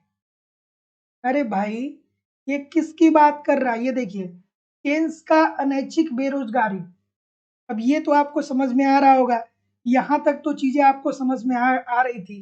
केन्स साहब ने क्या कहा था कि भैया अर्थव्यवस्था में हमको क्या करना चाहिए, अनैच्छिक बेरोजगारी अर्थव्यवस्था की एक समस्या है। और अनैच्छिक बेरोजगारी का मतलब क्या है कि ऐसी इस प्रकार की बेरोजगारी जिसमें लोग प्रचलित मूल्य पे कार्य करने के लिए तैयार हो, लेकिन फिर भी उनको कार्य नहीं मिल पा रहा है। तो इस प्रकार से उत्पन्न बेरोजगारी को अनैच्छिक बेरोजगारी कहेंगे। जैसे जैसे जो लोग भी तैयारी कर रहे हैं, तो वो क्या है, वो इस बात पे तैयार है कि सरकार चलो हमको 50,000 रुपये महीने दे दे और हम टीचिंग करेंगे स्कूल में जाकर के, लेकिन फिर भी आपको नौकरी नहीं मिल रहा है। तो इसका मतलब कि आप अपनी इच्छा से बेरोजगार नहीं है, ठीक है। तो ये केन साहब ने कहा था, ये बात तो आपको समझ में आ जानी चाहिए। अब देखिए, केन्स का अनैच्छिक बेरोजगारी के साथ संतुलन का सिद्धांत सामान्य संतुलन मॉडल, ये सामान्य संतुलन मॉडल जिसमें मुद्रा भी शामिल है, ये जो बात कही थी दोस्तों, ये डॉन पेटिनिकन साहब के द्वारा कहा गया था। तो जितने लोग भी क्या बोल रहे हैं, डी बोल रहे हैं, सभी लोग का उत्तर यहाँ पे बिल्कुल ठीक है। तो याद रखिएगा कि निम्नलिखित में से यह किसका तर्क है कि केन्स का अनैच्छिक बेरोजगारी के साथ संतुलन का सिद्धांत सामान्य संतुलन मॉडल जिसमें मुद्रा भी शामिल है, ये डॉन पेटिनिकन साहब का ने कहा था। तो जितने लोग भी डी बोल रहे हैं ठीक बोल रहे हैं। अगला,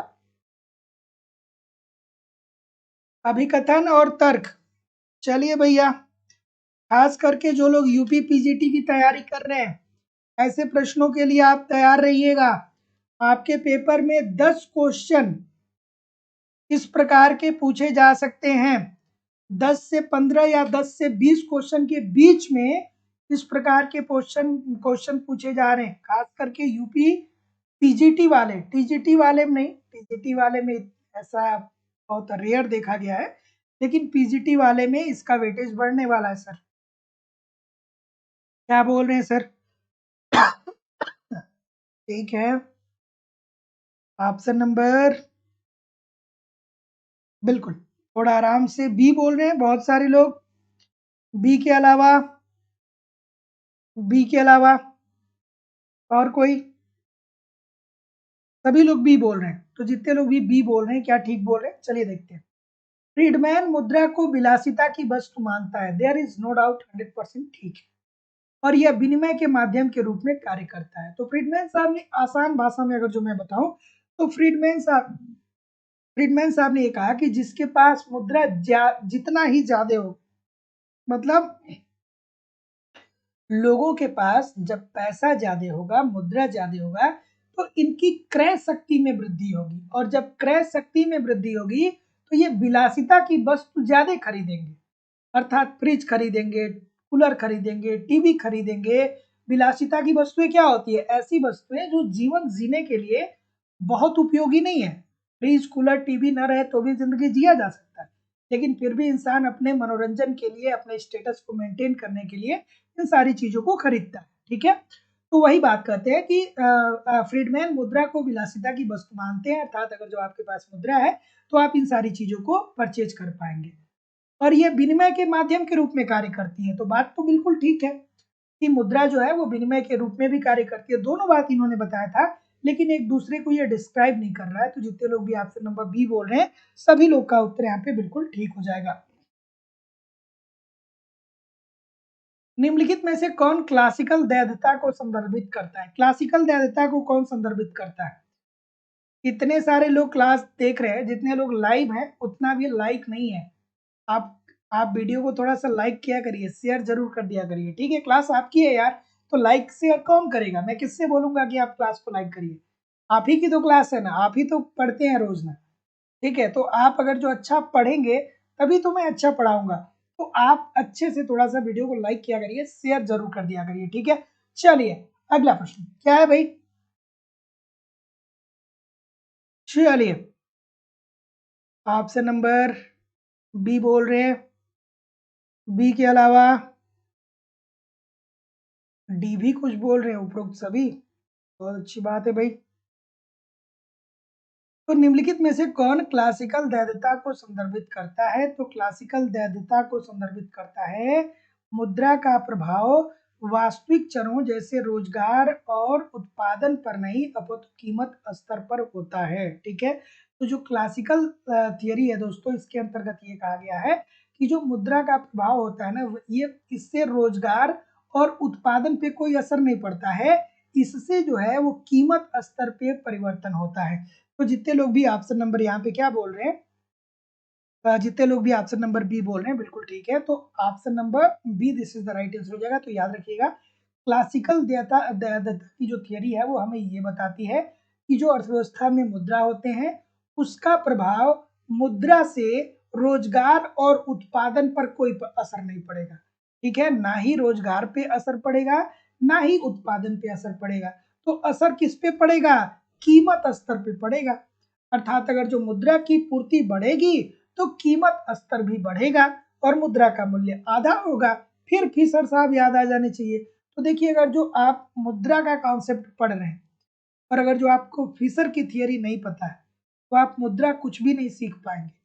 मुद्रा पढ़ना, मुद्रा जो समझना बच्चों का खेल है, लेकिन उसके लिए पहले आपको फिशर का MB is equal to PT पता होना चाहिए। MB is equal to PT छोटी सी बात बताता है कि अर्थव्यवस्था में अगर जो मुद्रा की पूर्ति बढ़ेगी, मुद्रा की पूर्ति मतलब नोट सिक्के जो हम लोग यूज करते हैं, ये बढ़ेगा तो लोगों की क्रय शक्ति बढ़ेगी। क्रय शक्ति बढ़ेगी तो जब आपके पास ज्यादा पैसा होगा तो आप ज्यादा मांग करेंगे। जब मांग करेंगे तो कीमतों में क्या हो जाएगी, वृद्धि हो जाएगी। और जब कीमत बढ़ जाएगा तो मुद्रा का मूल्य आधा हो जाएगा। ये बात आपको समझ में आना चाहिए। अगर जो ये बात समझ में आ रहा है तो मुद्रा का सारा कॉन्सेप्ट आप क्लियर कर पाएंगे, नहीं आ रहा है तो फिर पढ़ते रह जाएंगे, ठीक है। और जितने लोग भी एप्लीकेशन पे क्लास लिए हैं आप ईमानदारी से पढ़िए, सारी चीजें आपको सिंपल सटीक साधारण भाषा में पढ़ाई गई है, ठीक है। क्लास वहाँ पे आपको रिकॉर्डेड फॉर्म में भी मिल जाता है, तो जितनी बार चाहेंगे वीडियो को रिवाइज करके पढ़ सकते हैं। और बार बार पढ़ेंगे तो बार बार चीजें आपकी क्लियर होंगी। जितनी बार पढ़ेंगे उतनी बार आपको कुछ नया सीखने को मिलेगा। क्या उत्तर आएगा भाई? ऑप्शन नंबर बी, निम्नलिखित में से किस अर्थशास्त्री ने मुद्रा हेतु लेन देन की मांग को प्रभावित करने के लिए ब्याज दर का कारण माना है? तो जैसा कि मैं देख पा रहा हूँ सभी लोग बी बोल रहे हैं। क्या सभी लोग बी बोल रहे हैं? तो जितने लोग भी बी बोल रहे हैं, बॉमल साहब की बात बोल रहे हैं, सभी लोग का उत्तर यहाँ पे बिल्कुल ठीक है। तो याद रखिएगा कि मुद्रा हेतु लेन देन की मांग को प्रभावित करने के लिए ब्याज दर का कारण जो माना है वो कौन माना है? बॉमल साहब के द्वारा माना गया है। अगला प्रश्न, परंपरागत समष्टि प्रणाली में मुद्रा निर्धारित करती, बेहतरीन सा प्रश्न। अभी कुछ देर पहले हमने आपको बताया, ठीक है, कुछ देर पहले हमने अभी आपको बताया। क्या उत्तर हो गया भाई, बताइए। इस प्रश्न का उत्तर करिए और थोड़ा सा वीडियो को लाइक शेयर किया करिए। अब ये भी नहीं कहा जा सकता है कि वीडियो को लाइक शेयर करिए नहीं तो क्लास बंद कर देंगे। एक बार बहुत पहले मैं ऑफलाइन क्लास में बोला कि ये बताओ ये सारी चीज समझ में आई कि नहीं आई, और नहीं आई तो अभी पूछ लो, बाद में पूछोगे तो फिर क्या करेंगे, क्लास बंद कर देंगे। तो पीछे वाले बेंच से एक लड़का का बंद कर दीजिए, ठीक है। तो अब उस प्रकार की भी चीजें नहीं बोली जा सकती है। मैं कोई कॉन्सेप्ट पढ़ा रहा था तो मैंने ये बोला कि जो भी आपको पूछना है अभी पूछ लीजिए, क्योंकि जब नया कॉन्सेप्ट शुरू करेंगे तो फिर क्या होगा, फिर आप बोलेंगे कि सर पुराना बताइए, तो हम नहीं बताएंगे, ठीक है। तो फिर तो एक पीछे से लड़का बोला, हम कहे कि फिर पूछोगे तो अच्छा नहीं हुआ, तो फिर एक पीछे से लड़का बोला हाँ सर क्लास बंद कर दीजिए। तो अब इस प्रकार की भी चीजें नहीं बोली जा सकती। चलिए इस प्रश्न का उत्तर करिए। इस प्रश्न का उत्तर करिए कि परंपरागत समष्टि प्रणाली में मुद्रा निर्धारित करती है। तो क्या उत्तर होगा भाई? ऑप्शन नंबर बिल्कुल ठीक है। हाँ, तो जितने लोग भी डी होंगे, डी बोल रहे हैं, सभी लोग का उत्तर ठीक होगा सर। क्योंकि जो परंपरागत अर्थशास्त्री थे इनका क्या कहना था, इनका ये कहना था कि मुद्रा जो है वो क्या है, मुद्रा जो है वो विनिमय का माध्यम है, विनिमय का माध्यम है, ठीक है। जब आप क्लासिकल अर्थशास्त्रियों को पढ़े होंगे तो वहां पे पढ़े होंगे, इन्होंने ये कहा कि मुद्रा जो है वो केवल और केवल विनिमय का कार्य करता है। तो जितने लोग भी क्या बोल रहे हैं कि सर जी ना तो ये रोजगार को प्रभावित करेगा ना ही उत्पादन को, तो जितने लोग भी क्या बोल रहे हैं, ए और बी सभी लोग का उत्तर यहाँ पे बिल्कुल ठीक हो जाएगा। Option number D according to the question this is the right answer हो जाएगा। चलिए सूची 1 को सूची 2 के साथ सुमेलित करिए, सूची 1 को सूची 2 के साथ सुमेलित करिए। हाँ, क्या उत्तर आ रहा है भाई? ऐसे प्रश्न जो होते हैं वो एक प्रश्न पक्का आपके पेपर में पूछे जाते हैं। ऐसे प्रश्न एक ठो पक्का आपके पेपर में पूछे जाते हैं, एक बात समझ लीजिएगा, उसी हिसाब से इस प्रश्न को करिएगा कि मुद्रा की मांग स्थिर है, ये बात किसने कही थी? ये बात कही थी फ्रीडमैन साहब के द्वारा। मुद्रा की मांग स्थिर है ये किसने कहा था? फ्रीडमैन साहब ने कहा था। जोखिम के प्रति व्यवहार के रूप में तरलता वरीयता की बात जो किया था वो जेम्स टोबिन साहब ने किया था। इन्वेंट्री सैद्धांतिक उपागम की बात करें तो बॉमल साहब कहाँ पे हैं? यहाँ पे दूसरे नंबर पे। और कोई पोर्टफोलियो विविधता नहीं है, ये कौन बात करता है? किन साहब बात करते हैं। तो ये बात आप समझ लीजिएगा। अगला, वास्तविक शेष प्रभाव किससे संबंधित है? वास्तविक शेष प्रभाव की अवधारणा किसने दिया था भाई, बताएंगे? वास्तविक शेष प्रभाव किसने दिया था? यह प्रश्न बार बार पूछा जाता है आपके पेपर में, बार बार आपके पेपर में पूछा जाता है, बताइए।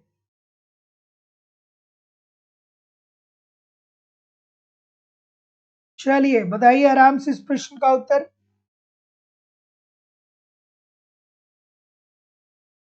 इसे कहीं कहीं पैटिनिकन पढ़ा जाता है, कहीं कहीं अलग अलग नाम मिलते हैं। चलिए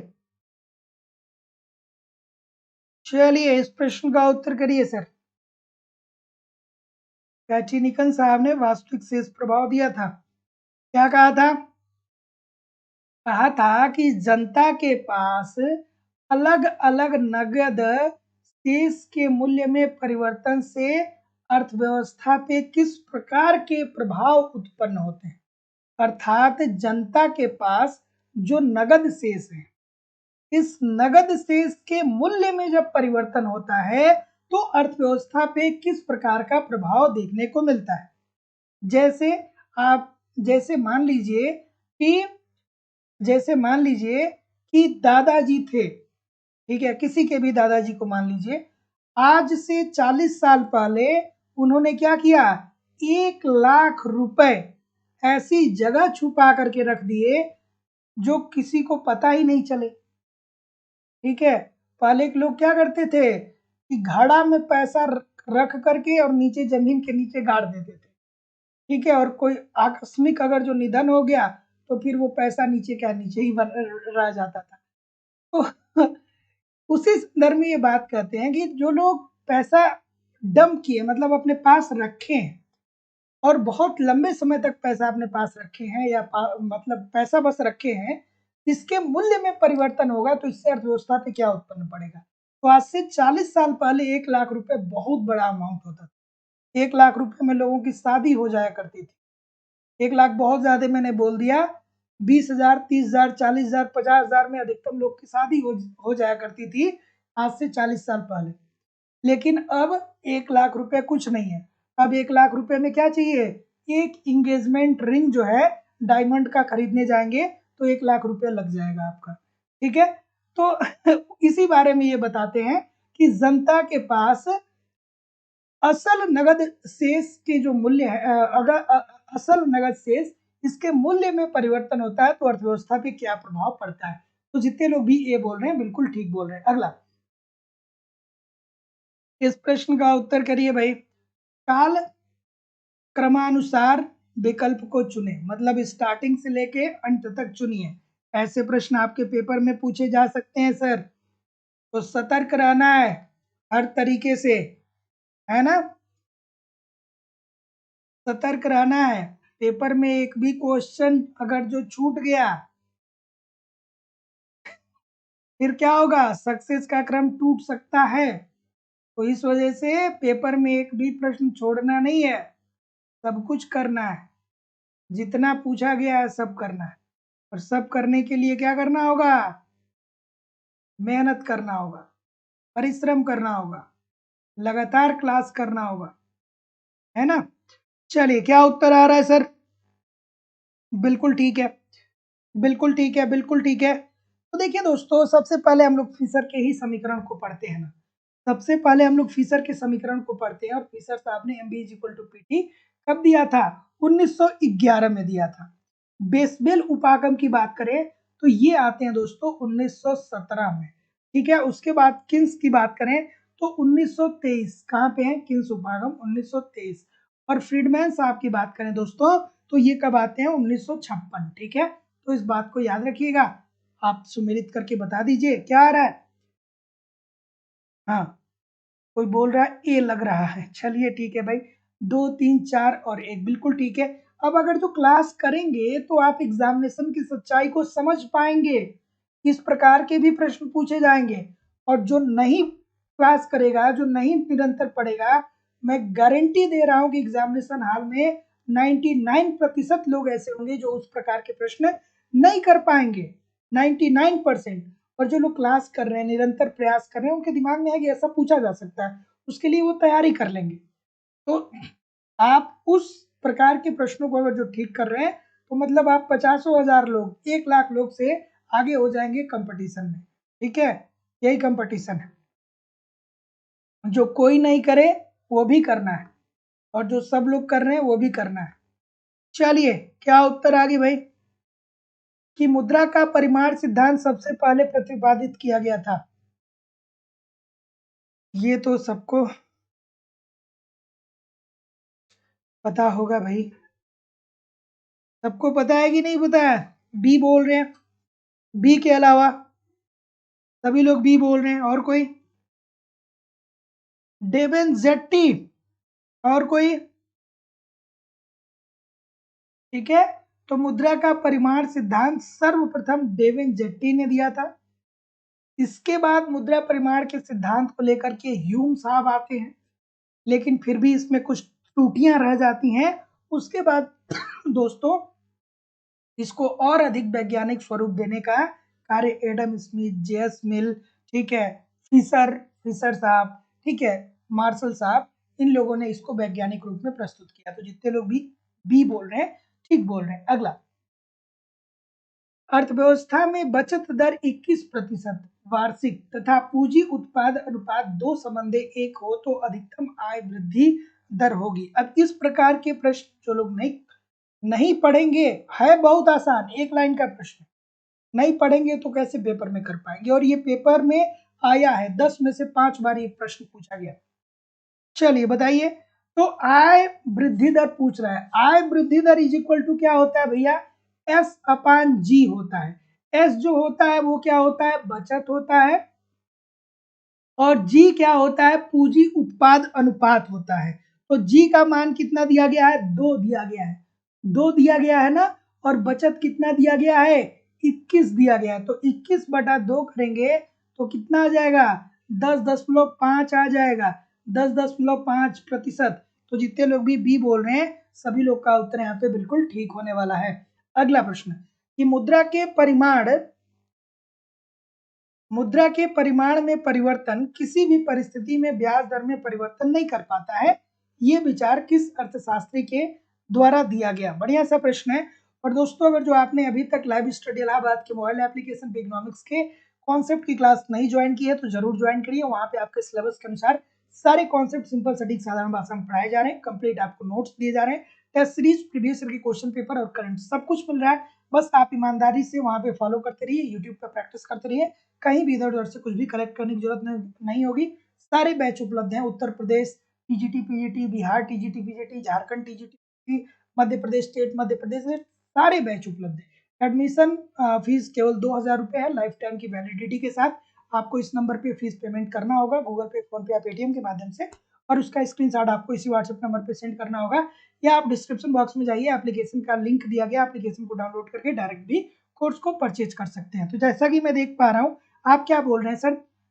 ब्याज का तरलता अधिमान सिद्धांत। देखिए कितना बच्चों वाला प्रश्न है कि नहीं है? किसने दिया था? किन्स साहब ने। किन्स साहब ने क्या कहा था?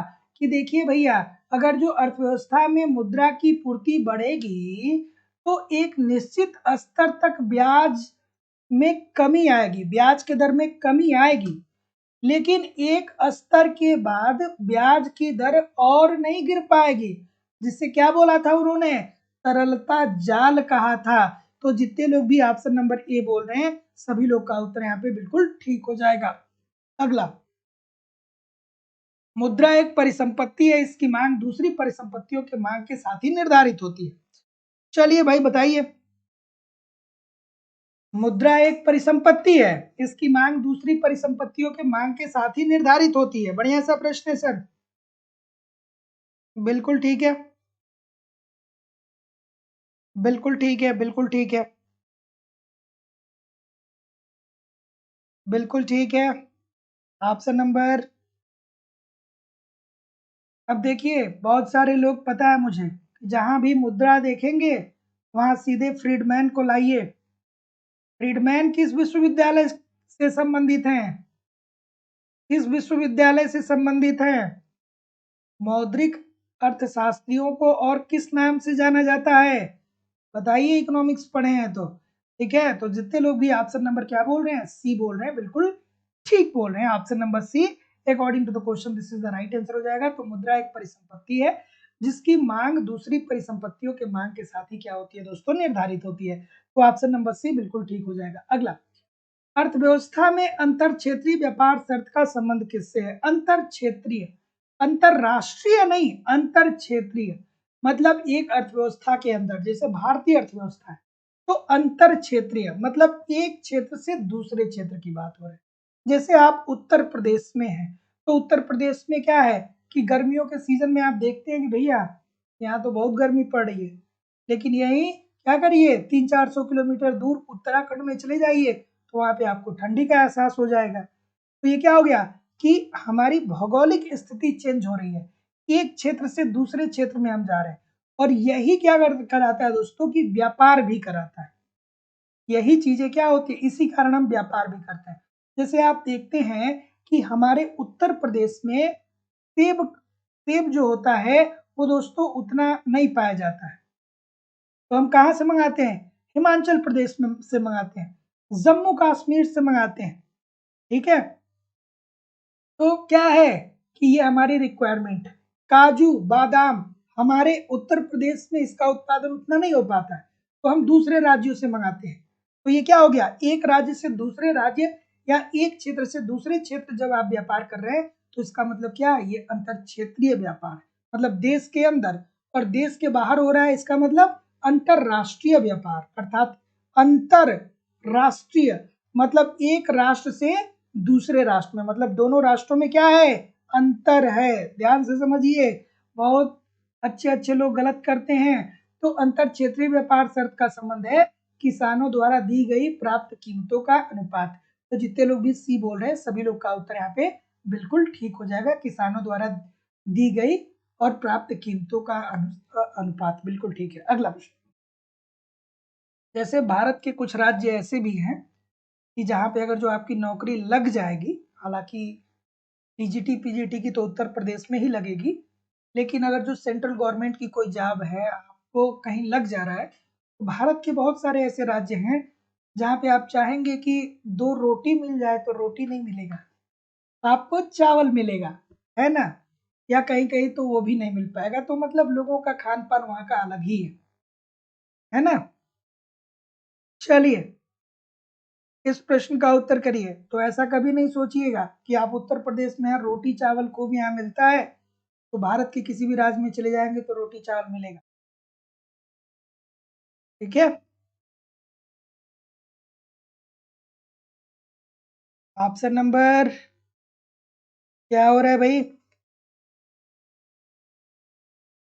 चलिए निरपेक्ष लागत सिद्धांत की बात करते हैं। कौन सर, कौन करता है?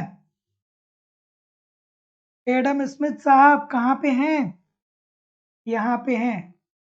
तुलनात्मक, दो राष्ट्र इसलिए व्यापार करते हैं क्योंकि दोनों राष्ट्रों के लागतों में अंतर पाया जाता है। रिकार्डो सर यहाँ पे हैं। अंतरराष्ट्रीय व्यापार का आधुनिक सिद्धांत कौन दिया भाई? आधुनिक सिद्धांत एक्शर ओहलिन, क्या कहे थे, एक्शर ओहलिन।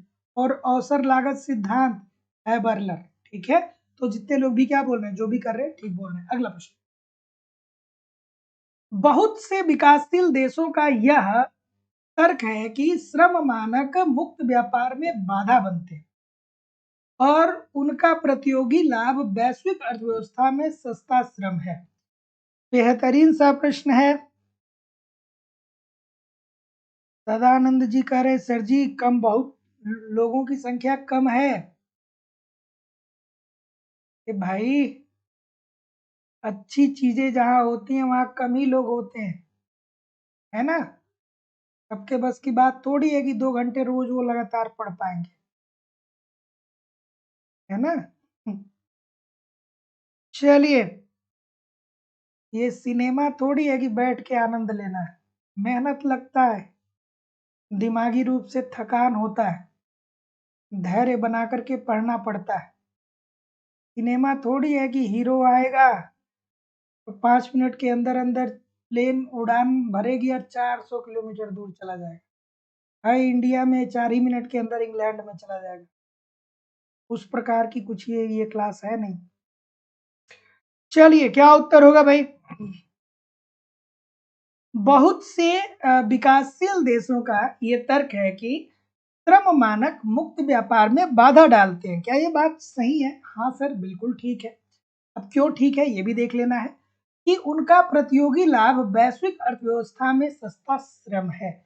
जैसे देखते हैं ना कि भारत एक क्या है, विकासशील देश है, और भारत के बहुत सारे लोग क्या होते हैं, सऊदी अरेबिया चले जाते हैं ना, दुबई जाते हैं कि नहीं जाते हैं? जाते हैं।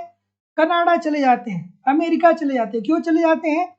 क्योंकि वहां की मुद्रा का अगर जो उन्हें 100 यूनिट भी मिलता है तो यहाँ की मुद्रा का वो कितना हो जाता है, कितना यूनिट हो जाता है, वो 100 यूनिट भी मिलता है तो भैया अगर जो डॉलर की बात करें तो मोटा मोटी ले लीजिए तो 1 रुपए के बराबर 80 डॉलर है, तो 80,000 रुपए हो गया। तो इसलिए लोग क्या कर जाते हैं, पलायित हो जाते हैं। तो बहुत से विकासशील देशों का यह तर्क है कि श्रम मानक मुक्त व्यापार में क्या बनते हैं, बाधा बनते हैं। बिल्कुल ठीक है, क्योंकि वैश्विक स्तर पे उन लोगों को क्या मिल जाता है, सस्ता श्रम मिल जाता है। ये बात बिल्कुल ठीक है। और उनका प्रतियोगी लाभ वैश्विक अर्थव्यवस्था में सस्ता श्रम है, बात ये भी ठीक है। तो जितने लोग भी ऑप्शन नंबर क्या बोल रहे हैं, गलत कर रहे हैं भाई,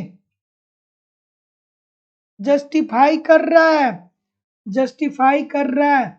ठीक है, तो जितने लोग भी ए और बी बोल रहे हैं सभी लोग का उत्तर यहाँ पे बिल्कुल ठीक है। हमारे देश के बहुत सारे डॉक्टर, बहुत सारे इंजीनियर, ठीक है, बहुत सारे लोग विदेशों में जाके काम करते हैं। उसके पीछे कारण क्या है कि यहाँ सैलरी मिलेगी कितनी, 1 लाख, 1.5 लाख, 2 लाख, और वहां पे कितना मिलेगा, वहां डॉलर में मिलेगा, पौंड में मिलेगा। तो सोचिए 80 गुना होगा भारत का। कितना होगा? भारत के लोग हर जगह छाए हुए, तो छाए हुए हैं कि हमारा जो मुद्रा है वो कमजोर है और उन लोगों का क्या है, स्ट्रांग है। यही खेल है। जो पढ़ा लिखा है वो कनाडा की तरफ चला जाता है, अमेरिका की तरफ चला जाता है। जो नहीं पढ़ा लिखा है वो कहाँ चला जाता है, सऊदी अरेबिया की तरफ चला जाता है। मतलब किसी अनपढ़ व्यक्ति को आप नहीं देखे होंगे कि अमेरिका चला गया, देखे हैं? नहीं देखे होंगे। लेकिन हाँ, अनपढ़ व्यक्ति को ये जरूर देखे होंगे कि दुबई गया है। देखे कि नहीं देखे हैं?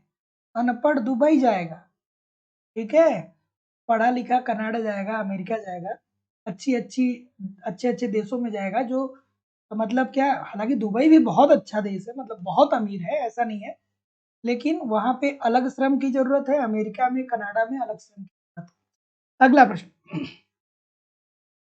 कि निम्नलिखित सिद्धांतों में से उसके प्रतिपादन के कालक्रम अनुसार क्रमबद्ध कीजिए और प्रतिकूट में से सही उत्तर का चयन करिए।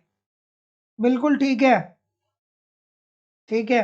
तो देखिए, निरपेक्ष निरपेक्ष लागत लाभ का सिद्धांत किसने दिया था, एडम स्मिथ ने दिया था। कब दिया था, वेल्थ ऑफ नेशन 1976 में दिया था ना, बिल्कुल ठीक है। उसके बाद बात करें तुलनात्मक लाभ का सिद्धांत, ये कब आता है प्रकाश में दोस्तों, 1817, 1817।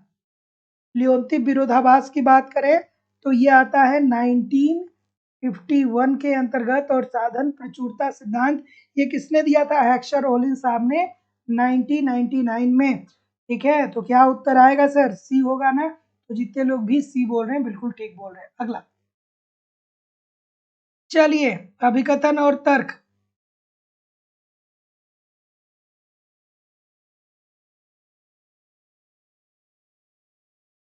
चलिए, अभिकथन और तर्क। अभिकथन दिया गया है कि जगदीश भगवती ने कहा कि एक देश अपनी समृद्धि प्रक्रिया में इमराइजिंग ग्रोथ और व्यापार शर्तों के अवनति का अनुभव कर रहा है। खूबसूरत सी बात है सर। और देश के निर्यात के लिए मांग की आलोच अधिक होती है। जगदीश भगवती ने क्या कहा था सर, याद है कि नहीं है, याद है कि भूल गए? जगदीश भगवती ने क्या कहा था ना भैया, कि जो अल्प विकसित देश है वो जब विकसित देश से व्यापार करता है तो अल्प विकसित देश को हानि होता है। ठीक है, क्योंकि अल्प विकसित देश क्या करता है कि अपने कच्चे संसाधनों को या जो अपने प्राकृतिक संसाधन होते हैं उसको बेचता है, और उस प्राकृतिक संसाधनों का प्रयोग करके जो विकसित राष्ट्र होता है वो बड़ा पैसा कमा लेता है। जैसे भारत है, हमारे पास अभ्रक बहुत ज्यादा है। बार बार बोलता हूँ कि जो आप लैपटॉप यूज कर रहे हैं, जो मोबाइल यूज कर रहे हैं, इसमें जो एक पट्टी लगी होती है वो अभ्रक की ही बनी होती है। और भारत में अभ्रक सबसे ज्यादा कहाँ पे पाया जाता है? झारखंड में पाया जाता है। लोकल के लोग 10-10 रुपए किलो बेचते हैं उसको, लेकिन यही पट्टी मोबाइल में लग जाती है और यही मोबाइल आप 10,000, 20,000, 50,000, 1 लाख रुपए का खरीदते हैं, है ना। तो ये क्यों हो रहा है? क्योंकि हमारे पास उस प्रकार की टेक्नोलॉजी नहीं है, तो हमको क्या हो रहा है? नुकसान हो रहा है। हो सकता है कि हमारा अभ्रक भविष्य में 100 सालों बाद, 200 सालों बाद खत्म हो जाए, तो नुकसान हमको होगा कि नहीं होगा? होगा ही होगा। यही बात जगदीश भगवती ने कहा था।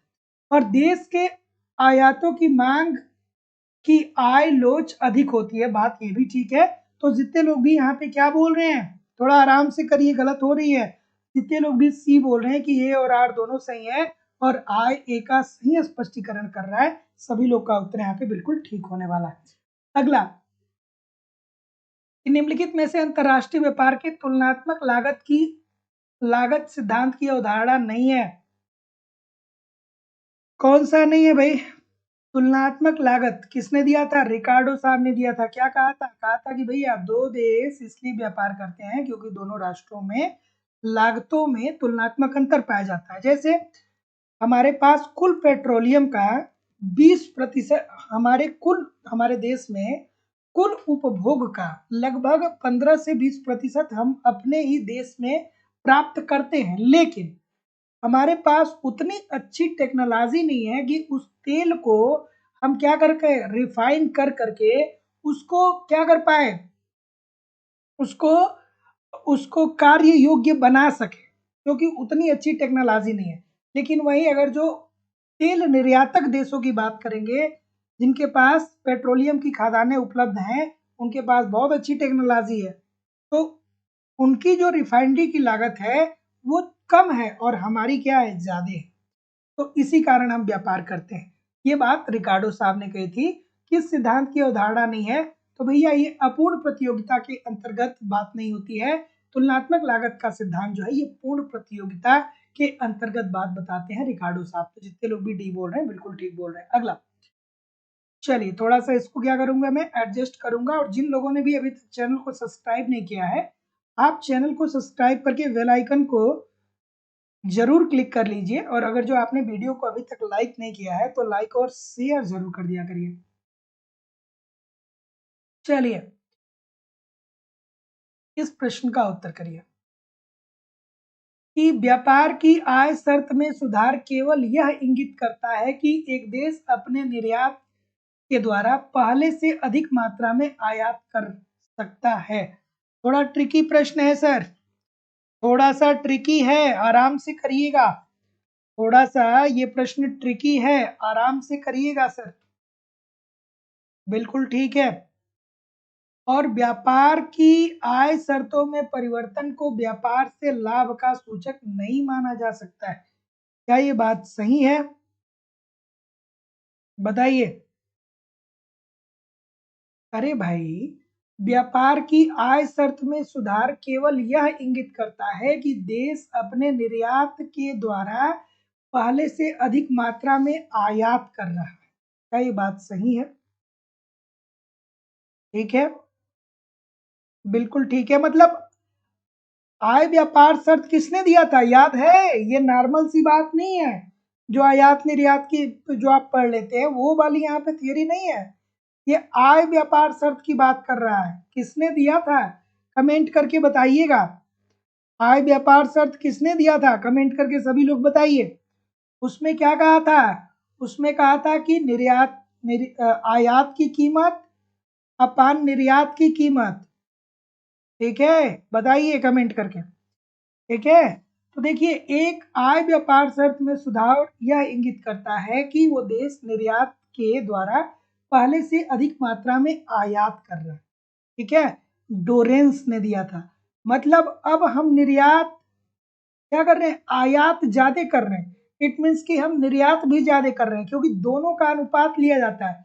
तो ये बात तो बिल्कुल 100% ठीक है। और आय व्यापार शर्त में परिवर्तन व्यापार से लाभ का सूचक नहीं माना जाएगा। क्यों नहीं माना जाएगा भाई, 100% माना जाएगा। तो ये गलत हो जाएगा सर। यहाँ पे क्या होगा, ऑप्शन नंबर सी होगा, ए सही है और आर जो है वो बिल्कुल गलत है। तो जितने लोग भी ऑप्शन नंबर सी बोल रहे हैं सभी लोग का उत्तर ठीक हो जाएगा। इसीलिए मैं बार बार बोलता हूँ कॉन्सेप्ट पढ़िए, कॉन्सेप्ट पढ़िए, क्योंकि आप कितना भी ऑब्जेक्टिव क्वेश्चन पढ़ लीजिए कहीं ना कहीं आप कंफ्यूज होंगे, कहीं ना कहीं आप परेशान होंगे। चलिए क्या उत्तर आ रहा है भाई, कि राष्ट्र में उन्मुक्त व्यापार विश्व उत्पादन तथा आय में वृद्धि करता है। क्या ये बात सही है? और अगर जो ये बात सही है तो अल्प विकसित देश व्यापार से समान रूप से लाभ नहीं प्राप्त करते। अभी तो हमने कुछ देर पहले आपको ये बात बताई थी। बिल्कुल ठीक है कि राष्ट्र में उन्मुक्त व्यापार विश्व उत्पादन तथा आय में वृद्धि करता है। राष्ट्र में उन्मुक्त व्यापार विश्व उत्पादन तथा आय में वृद्धि करता है। ठीक है, थोड़ा आराम से करिएगा। बिल्कुल। अरे भाई, इसको क्या बोल रहे हैं, बी बोल रहे हैं ना। ये जितने भी बी बोल रहे हैं, अगर जो आपको ये स्टेटमेंट नहीं समझ में आ रहा है तो आप नीचे आइए। अल्प विकसित देश व्यापार से समान रूप से लाभ नहीं प्राप्त करते हैं। क्या ये बात सही है? क्या ये बात सही है? थोड़ा आराम से करिए भैया। ये बात 100% सही है, क्योंकि अभी तो हमने देखा बहुत सारे अर्थशास्त्रियों ने कहा, राल्फ प्रेविस ने कहा, जगदीश भगवती ने कहा, क्या कहा, इन लोगों ने ये कहा कि जब एक अल्प विकसित देश से व्यापार करेगा तो अल्प विकसित देश को हानि होगी, अर्थात व्यापार के शर्त अल्प अल्प विकसित देश के लिए प्रतिकूल होगा। तो ये बात तो बिल्कुल ठीक है कि अगर जो व्यापार हो रहा है तो सभी देश समान रूप से लाभ नहीं प्राप्त करेंगे। ये बात 100% ठीक है। अब राष्ट्रों में उन्मुक्त व्यापार विश्व उत्पादन तथा आय में वृद्धि करता है, ये कोई जरूरी नहीं है। ये कोई जरूरी नहीं है। राष्ट्रों में उन्मुक्त होकर अगर जो व्यापार हो रहा है तो ये विश्व के उत्पादन तथा आय में वृद्धि करेगा। ऐसा हो भी सकता है, ऐसा नहीं भी हो सकता है। तो ये जो ए वाला है वो गलत हो जाएगा, और जो ये आर वाला है वो सही हो जाएगा। अर्थात ऑप्शन नंबर डी होगा, आर सही है, ए गलत है। तो जितने लोग भी डी बोल रहे हैं ठीक बोल रहे हैं। विशेष आर्थिक क्षेत्र किसकी देन है भाई? विशेष आर्थिक क्षेत्र बिल्कुल ठीक है। विशेष आर्थिक क्षेत्र तो दोस्तों आपको सभी लोग को पता ही होगा कि नई आर्थिक नीति के अंतर्गत विशेष आर्थिक क्षेत्र का प्रावधान किया गया था, जिसमें क्या हुआ था, जिसमें ये हुआ था कि हम अपने निर्यात को और कैसे सुगम बना सके। ठीक है, see this is the right answer हो जाएगा। अगला, आयात की औसत प्रवृत्ति का फार्मूला क्या होता है? ठीक है, आयात की औसत प्रवृत्ति क्या होती है भाई?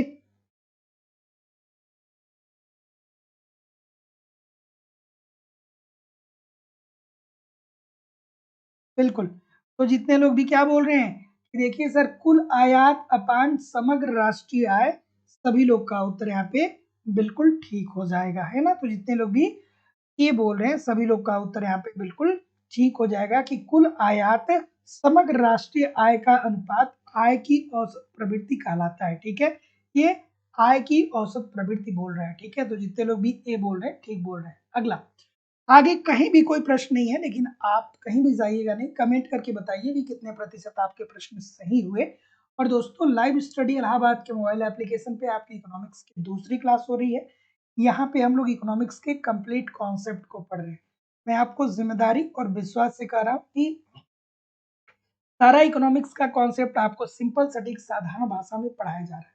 आप ईमानदारी से कॉन्सेप्ट को पढ़ते रहिए। लाइव क्लासेस भी होती है, रिकॉर्डेड क्लासेस भी मिलती है। जितनी बार चाहेंगे उतनी बार क्लास को रिवाइज करके और जितनी बार चाहेंगे क्लास को ओपन करके अपना रिवीजन कर सकते हैं। फिर आपको नोट्स भी मिलता है, नोट्स पढ़िए, ठीक है, ताकि एक तरफ कॉन्सेप्ट क्लियर होता रहे, दूसरी तरफ से रिवीजन होता रहे। टेस्ट सीरीज दिया जा रहा है, समय समय पे टेस्ट दीजिए, देखिए कि कैसी तैयारी चल रही है, कहाँ पे गलत हो रहा है प्रश्न, क्या अंतरराष्ट्रीय व्यापार में गलत हो रहा है, क्या भारतीय अर्थव्यवस्था में गलत हो रहा है, क्या समष्टि अर्थशास्त्र में गलत हो रहा है, क्या व्यष्टि अर्थशास्त्र में गलत हो रहा है, क्या मुद्रा एवं बैंकिंग में गलत हो रहा है। जहाँ भी गलती हो रही है उसको सुधारिए, फिर नया टेस्ट दीजिए। एक्यूरेसी आपकी बढ़ेगी, प्रीवियस ईयर के क्वेश्चन पेपर भी दिए जा रहे हैं और करंट भी आपके प्रोवाइड कराए जा रहे हैं। सब कुछ प्रोवाइड कराना हमारी जिम्मेदारी है। Uttar Pradesh TGT PGT, Bihar TGT PGT, Bihar TGT, Madhya Pradesh state, Madhya Pradesh SET, LT grade, GIC lecturer, UGC NET, Uttarakhand lecturer, Uttarakhand LT, सबका बैच अलग अलग चल रहा है, एडमिशन ओपन है। एडमिशन की बात करें तो Madhya Pradesh state, Madhya Pradesh SET, UGC NET assistant professor की फीस 2500 रुपये है। Uttar Pradesh TGT PGT, Jharkhand TGT PGT, Bihar TGT, Uttarakhand lecturer और अन्य परीक्षाओं की फीस 2000 रुपये है। वन टाइम आपको फीस पेमेंट करना है, लाइफ टाइम की वैलिडिटी आपको मिलती है। इट मीन जब तक आपका सिलेक्शन नहीं हो जाता है तब तक आप हमारे साथ पढ़ सकते हैं, सारे कंटेंट हमारे द्वारा प्रोवाइड कराए जाएंगे। तो एडमिशन लेने के लिए आपको फीस इस नंबर पे पेमेंट करना होगा, 9415 863 873 पे, और इसका स्क्रीनशॉट आपको इसी व्हाट्सएप नंबर पे सेंड करना होगा। कोई भी इंक्वायरी होगा तो नीचे दिए गए नंबर पे कॉल कर सकते हैं या इसी नंबर पे कॉल कर सकते हैं या व्हाट्सएप मैसेज कर सकते हैं, या आप क्या करिए डिस्क्रिप्शन बॉक्स में जाइए, एप्लीकेशन का लिंक दिया गया है, एप्लीकेशन को डाउनलोड करके डायरेक्ट भी कोर्स को परचेज कर सकते हैं। Thank you very much everybody. मिलते हैं कल शाम को 7 बजे एक नए उत्साह नए एनर्जी के साथ। जाते जाते वीडियो को लाइक करते हुए जाइए, शेयर करते हुए जाइए। तब तक के लिए दोस्तों नमस्कार, धन्यवाद।